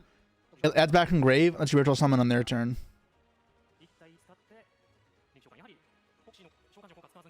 That doesn't do anything.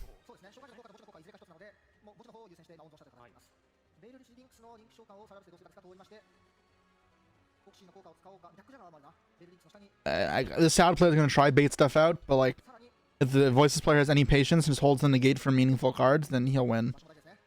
Like, there's arguments not even needing to negate this, but like, yeah, I mean, it's fine. It's banished, right? The Jaguar.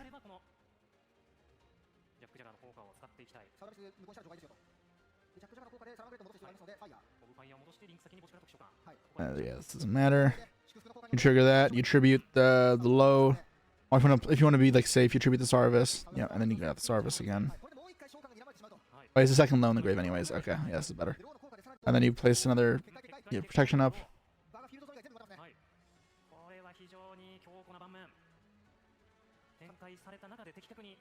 So if you make like Splash Mage, you can get it again.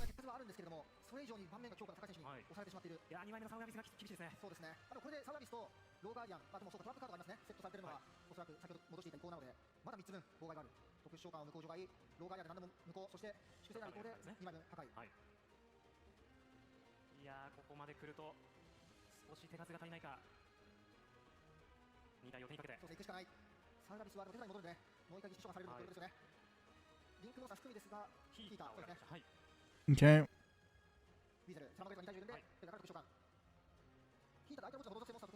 What does this do?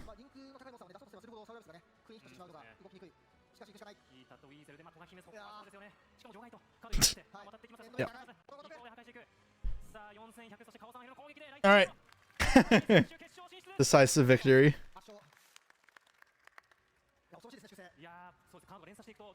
Alright. Next game. You tried? Not hard enough.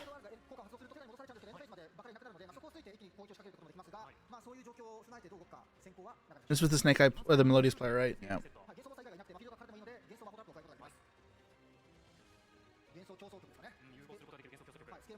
Concerto, so yeah. He needs another Melodious card here. But that shouldn't be hard.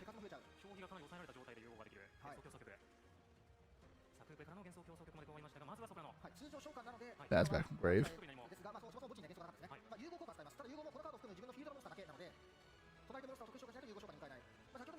I think Saga could have won that. Yeah, absolutely. Uses disruption wrong. Just gonna fuse here. Or make Bloom. Is it Bloom? It's probably Baka, right? I don't know. I don't know how this pure deck is supposed to play.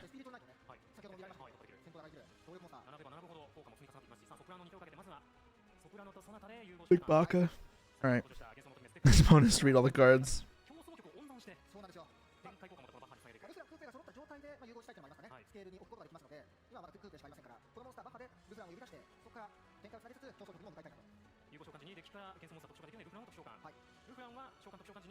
Melodious is the newest deck. It came out in LEDE, the new cards. The decks existed for a while, but like you got a bunch of new cards in the set that are good.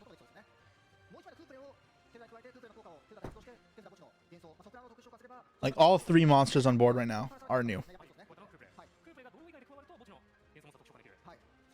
But these are old. These 2.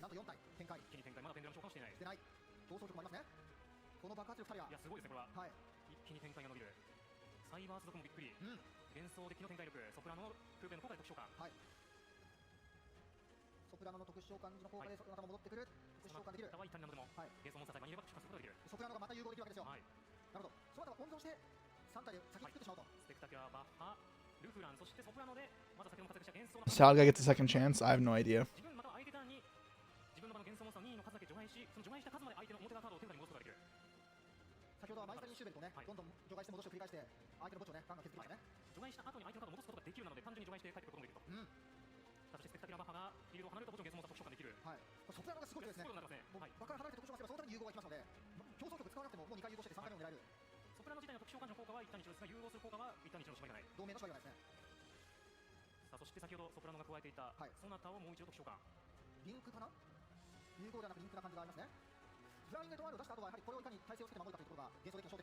Melodious guy takes quite a while.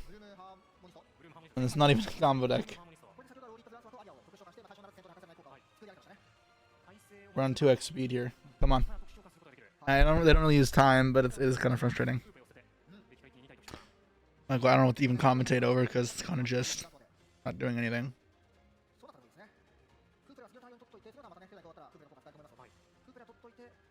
It is a combo deck? Ugh, barely.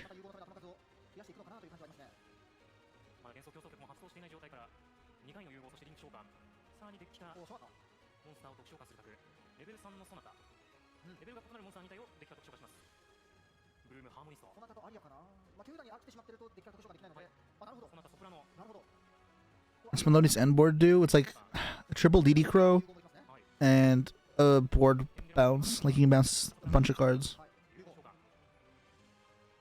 All at once.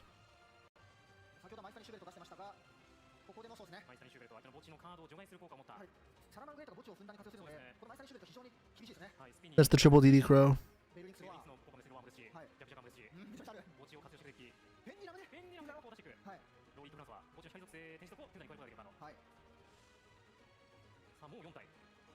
Like Unchained? Sure, but I can Unchained combo in like 2 minutes. This is 2x speed.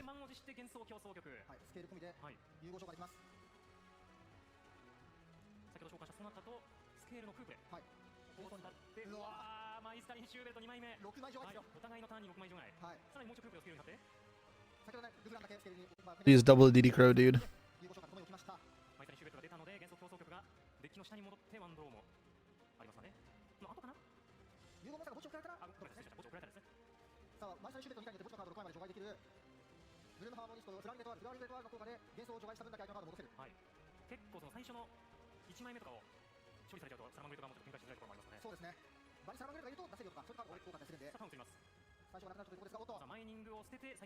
Is this the salad player? I thought this guy won his other match.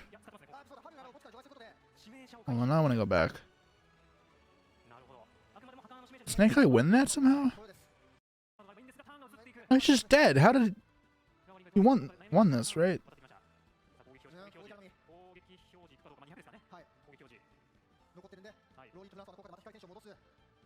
I'm so confused.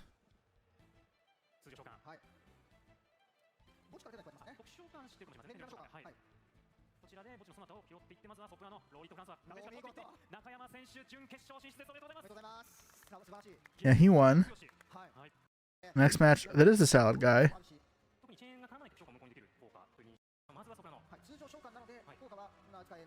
What the hell?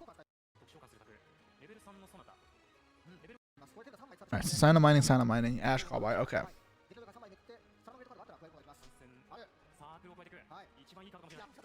That's a third place match. Then what did he win? You guys understand how that doesn't make sense, right? If he won his top 4 match, why is he in the 3rd, 4th playoff?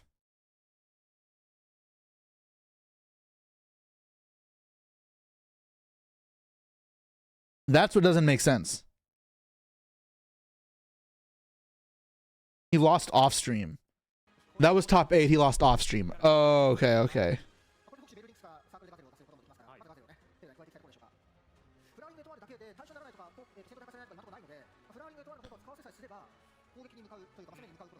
And so how does Salad beat through this? The double crows kind of hurts.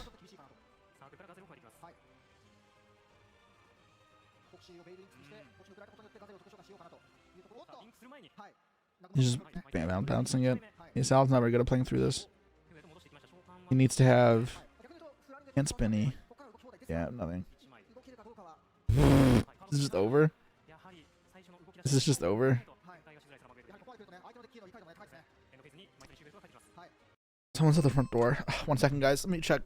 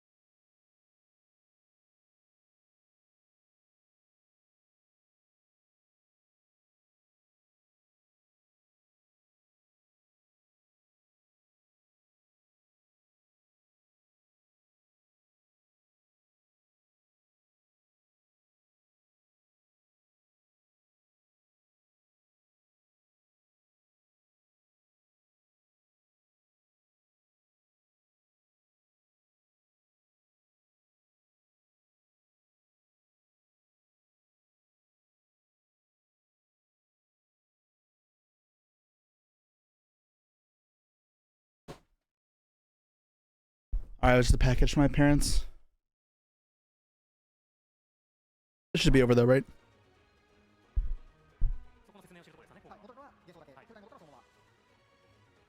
Okay.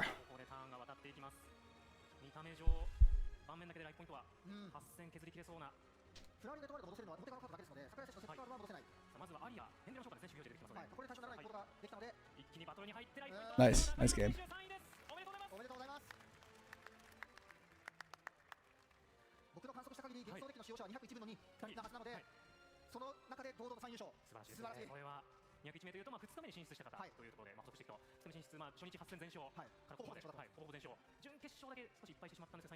So Sal didn't win a single game. It happens.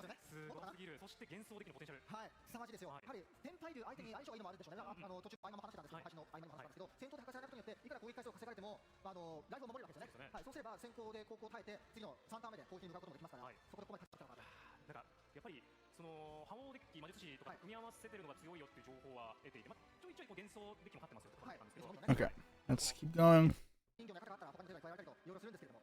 Is this the finals now? No. Is it? Maybe. It's the other guy. This is the voiceless guy, right?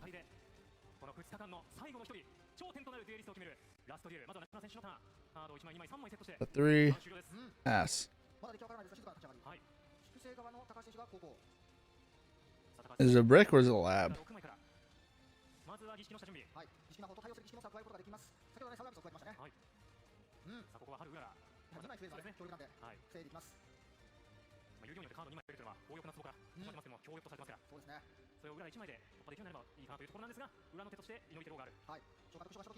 No imperm.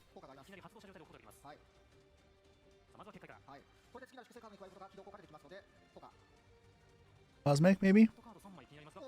Okay, that's pretty good.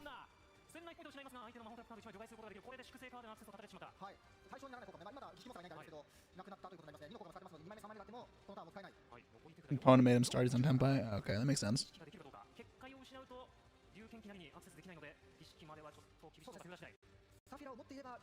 Pass. Okay, yep. When if he's on Tenpai, this should be really easy, right? Need any Tenpai card? Oh yeah, nothing. No, you broke.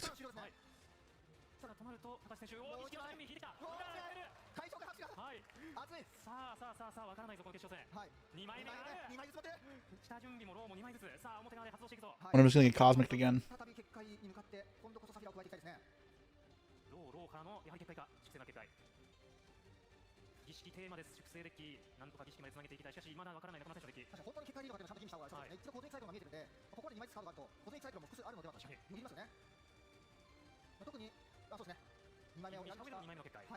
Yep.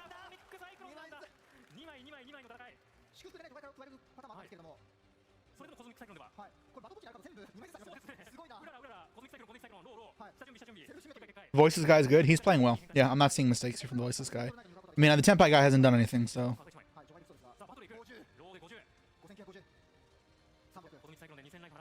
No complaints about this. Let's make SP here. Yeah. Banish the back row.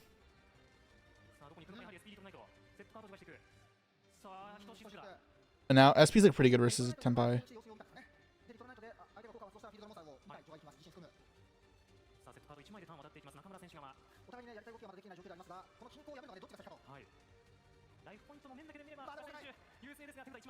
Still nothing. Unfortunate. Oh, that's game, right? Oh wait, yeah, this should be game. As long as he can use it.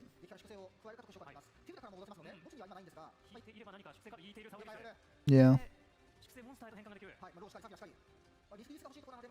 Do you get Sarvis here, or do you get? Oh right, you can get Saphira, right? Yeah, this is done.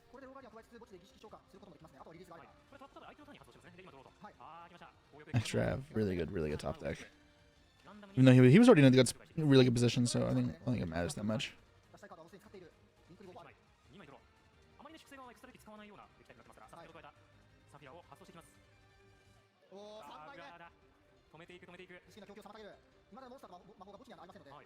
Yeah, that's where the 2 draws really matter.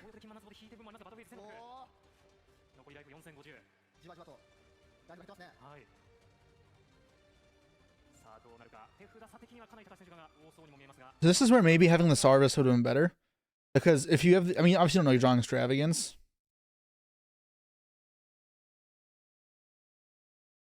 Yeah, because I think if you drew a way to play, you could argue you're supposed to go Sarvis instead. Because then when you get a hand trapped, you chain the Sarvis special from deck. And if you, because like, the reason use it in this guy's end phase is it means this can be used again on this turn. But you don't need that to happen, right? If once your plays get through the first time, game's over. He's probably dead. If not, he's going to lose by card advantage either way. So I think he's better off trying to draw this for turn. And then get the Sarvis out. Because then Extravagance comes down, and if he ashes that, Sarvis tags out, low comes back, game over. So you can't use the Sarvis. So you can't ash the Extrav. And then if nothing happens, this still swings.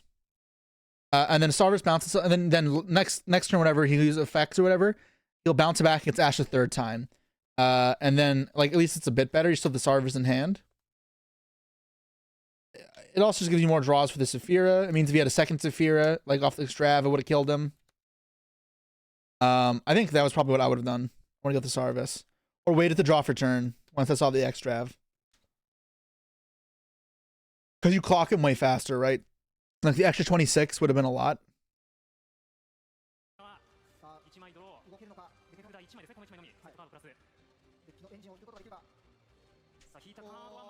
I thought that Jesse was cooked. Earl PJ, thanks so much for the sub. Appreciate it.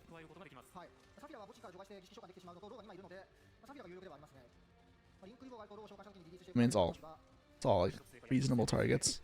Depends what he has face down. If he has Imperm, maybe face down.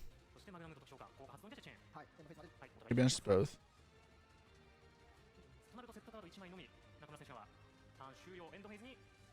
But if you want to play on Imperm, you're not supposed to use the effect then. You're probably supposed to just attack over the SP. Because now he still has a check for the Imperm. Oh, I forgot about this. Actually, this is better. Never mind. I forgot that you can just tag out.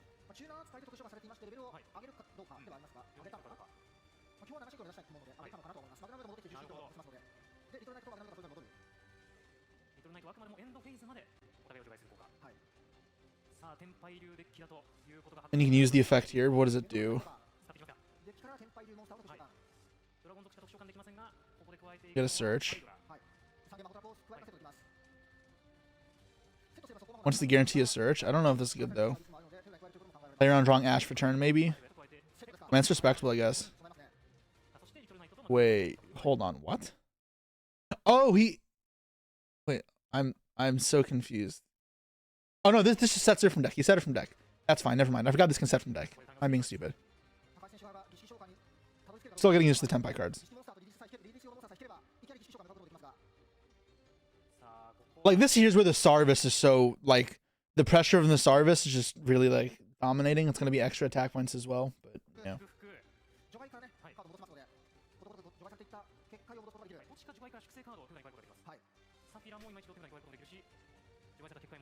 That's back Saphira. So there's not a third Cosmic. It's probably just over. Oh, he had back banished cards. Okay. That's even better.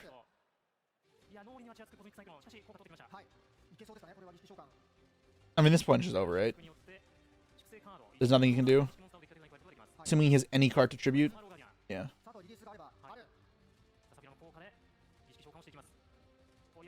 Yeah. And even if you negate, it's just, yeah, it's just SP. Like, he also needs to SP this.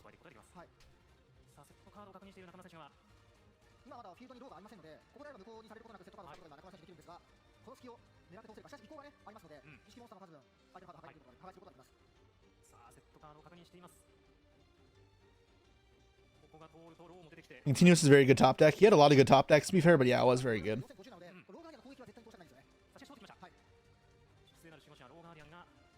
So here you just get Sarvis. Oh, Saphira. I guess if you know there's... Yeah, I mean... It gets the Ritual Sarvis. Sure, that's fine. I mean, you don't care about Titan. You can't Titan anyways. I guess, like... Yeah, I don't know.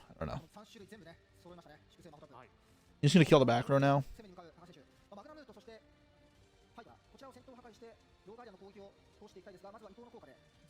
And just have the negate for the other card.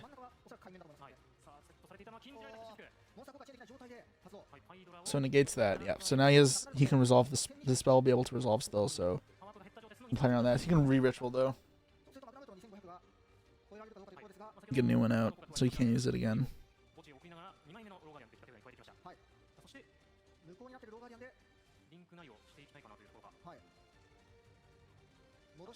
Oh, you already had Sarvis now? And then yeah, when a guy is summoned, you get to use the effect here to ritual summon.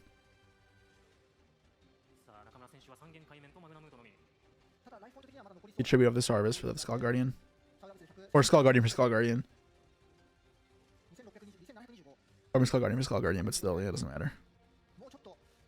He knows the negate's coming, it's just over.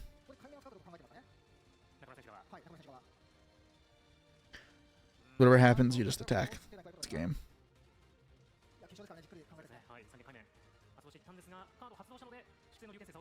Like, this is cute, but that doesn't matter.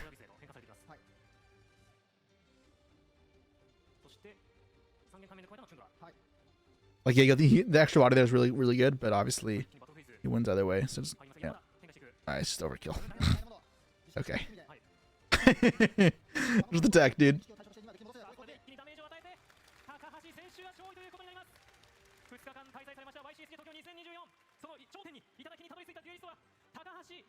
Are they allowed to scoop? I'm not sure.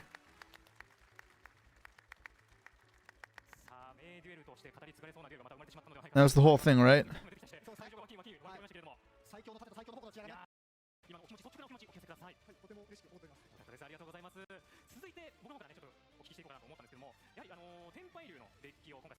All right.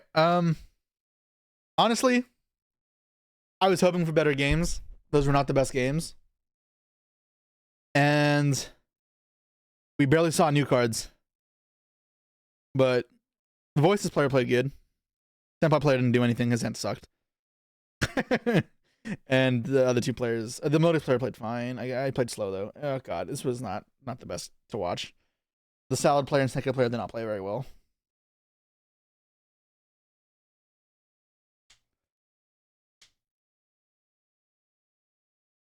They're not allowed to scoop. I mean, it's best of one. Scooping doesn't matter for this. Best of one sucks. Eh. I expected more from Info. Was Link Creeper the best manga to target? Hitting Saphira may have been better. But hitting Karibo may give off the impression you've imperm face down. Like that, to me, that's the initial read. So if the point of the play is to throw your opponent off of what you have face down, make them think you have imperm and you don't, then it's a good play. Because like there's merit to that, or like they think you have imperm, so that's why he searches the Sarvis ritual, like potentially. And then you don't have it. So like there is absolutely a legitimate claim for that being a good play. And I'm not gonna hate on that. The absolutely like objective like wrong plays are like the not Princess and the Snake Eye Ash stuff. Wasn't it better that the Tenpai player went first? Yeah, it was. Because he bricked. But it was bad either way for him.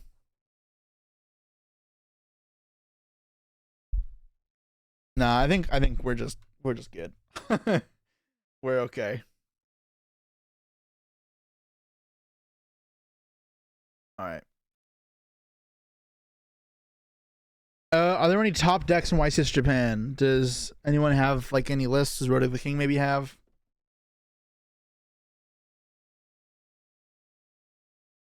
Let's check out this real quick. Although this will be outdated, right? There's no info. There's no info. Yeah, it's just the same stuff.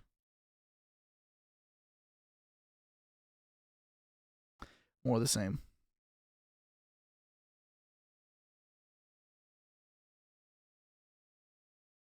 All right, let's take a look at this. All right, so top cut here. This is top 16, 18, 28. Okay, so we have 4 unknown decks in top 32. A bunch of Tenpai. Tenpai did very well. Where's Snake Eye? Snake Eye Fire King 1. Snake Eye Fiendsmith 1. That's way worse than I expect. A lot of Tenpai, which makes sense, I guess, in best of one. It makes way more sense. Melodious did decently. Voices did okay, I guess.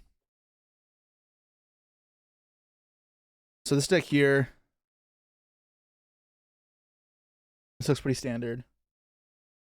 1, 2, 3, 3, 2, 1, 3. I mean, Valor, Imperm, Ash Maxi, 12 spots, predictable, clean list. Played well. Nothing innovative, but normal list. Cool. Nothing new either. Salad player. So, Valor, Maxi, Ash, Imperm, Crossout, Callby, Cosmics. A lot of non-engineers to play. 3 Sunblade of Fire, 1 Weasel, 1 Foxy. Jaguars, so just getting the traps. I mean, this is like not that crazy. 2 Princess. Okay. What else do we have here? Tenpai, Melodious. Give me a little bit Horus. Okay, that'll be a cool one. Virtual Beast. Tenpai and Memento. Okay, we'll take a look at these. So top 8 here, Tenpai. 2 the new Popular Dragon. Yeah, so none of the new the new Snake Eye Ash people called it because it doesn't have the second effect. The card is just Stratos, which is like not good enough anymore for every deck. This is just a better Stratos and it's in theme and it quick synchros, so this makes sense. Multi-Chami in the main deck is interesting, gets going second, but like if your opponent knows you're playing Tenpai and he go first, this only continues to work to your detriment. Melodious here. Okay, so 2 of the Sopranos, 3 Sonata, that makes sense. So this is the one that makes he untargetable? No, this isn't. It summons itself. This is the untargetable? Yeah, while this card special on the field, Melodious monsters cannot be targeted by card effects. Yeah, and they play 1 of this card. This one resets, right? Target life here in your graveyard, adds your hand. Oh, this one just adds 1 back. Okay. And then you got the E-Telly from deck, the Shadal Fusion. This deck list is wrong. This has to be wrong. There's no way you don't play Concerto. Like, wait. Oh, it's just missing all the new cards from LEDE? It's 33 cards. Okay, he's missing Concerto, the new fusion spell, and then Refrain and Couplet. Those are missing.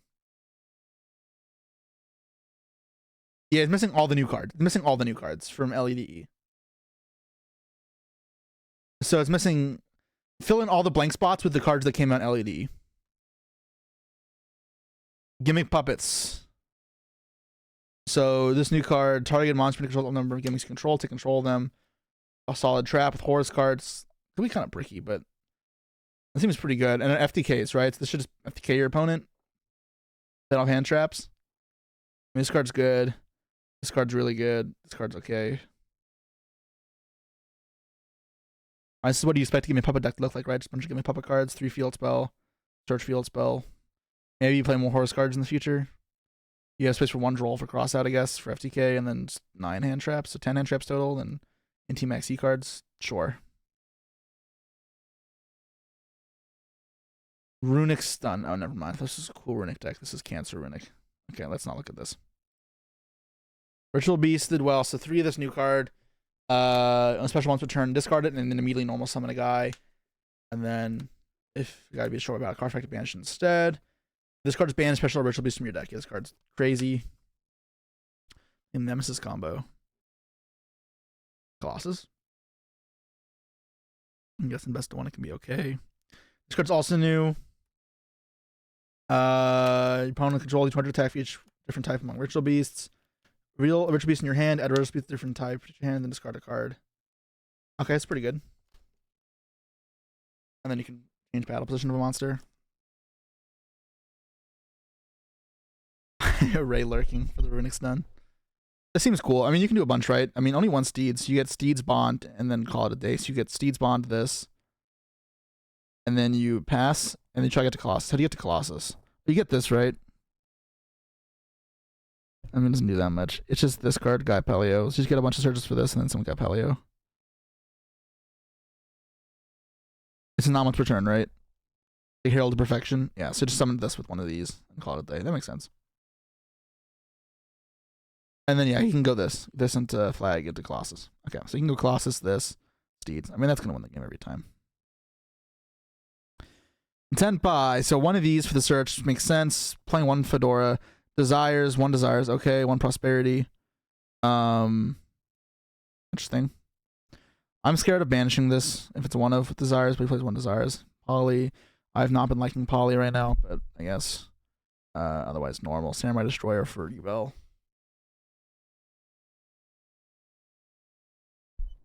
Alright.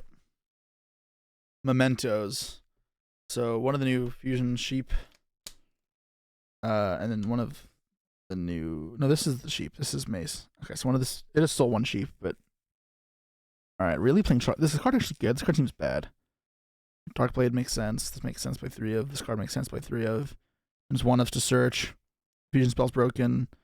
Search the field spell so you don't need multiple. This is just a searcher. Yeah, I mean, consistent deck. Takobo, 1 of. Double Crow is kind of strange. Can you search it in this deck? Interesting. Shadal Falco, what is he doing with that? He can... Let's use anything.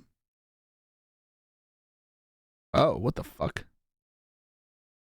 So is he sprinting, sending Falco, and then fusing for Winda? That's interesting. That's a very unique concept. Very cute. I don't know if it's good. It's definitely toxic. I'll give him that credit. You can Celine Falco back. I don't know if that matters either. You can't fuse from field like that, right? You're not playing Proxy F. As neat as that would be. That's just for Memento Fusion. Can this fuse anything? Fusion summon. 1 Memento. No, this cannot use for Winda. That makes sense. Alright, those are some cool deck lists, I guess. Anything else to look at? Centurion. Bunch of Tenpai. Tenpai was everywhere. But I think everyone, once they knew we were playing Tenpai, just made them start going first, and is that where they started losing?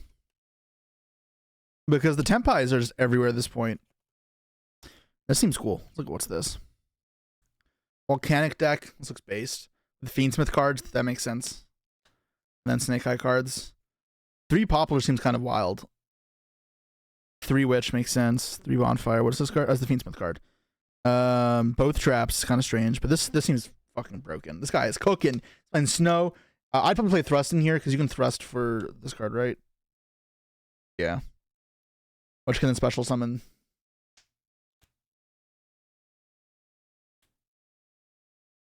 Two grass. Yeah, but I just want to thrust for grass. Because grass is auto win going second. Ogre as a one of his troll, I guess. Is there a way to search that? I don't think so.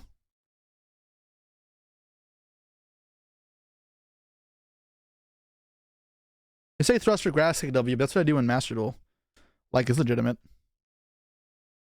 Yeah, this is cool. This is a neat deck. I'd put thrust in here for sure.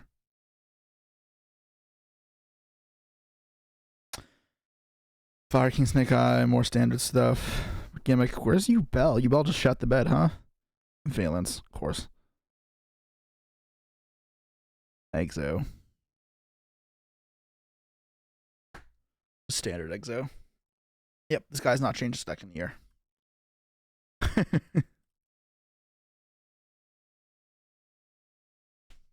All right. All right. So that's going to be an end of the YCS Japan analysis, I guess. It was less interesting than I honestly would have liked. I thought we can get some more unique perspectives out of this. It feels like it was a lot of the same. The sprint for Falco thing was cool. That was neat. The volcanic deck was cool. Although that wasn't really that much of a novel concept. Just the sprint thing was the only thing that was like new to me. Yeah. I don't know what to think of this. There wasn't that much info stuff as I thought. I thought the Millennium stuff was doing well, but I didn't see the Millennium stuff here. Not as much Demon Smith would have expected. That card is very good. Best of one means less Multi-Chami. That makes sense. Also less the Dominion Trap. The card is also a bit overrated, but it's fine. Less of that Illusionist card than I would have expected with the one counter, with the one continuous trap in their deck. I expect to see more of that, although obviously we didn't. That would have been good. Tenpai, huge showing, got support as well, obviously.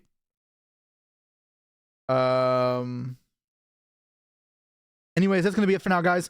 I'm probably gonna call it a stream as well. We're at about 4 hours, and I appreciate all of you for coming out. I'll be live again tomorrow, a bit later than normal because I do have some stuff that I do on Tuesdays. But I'll be live at around 2 p.m. Eastern probably.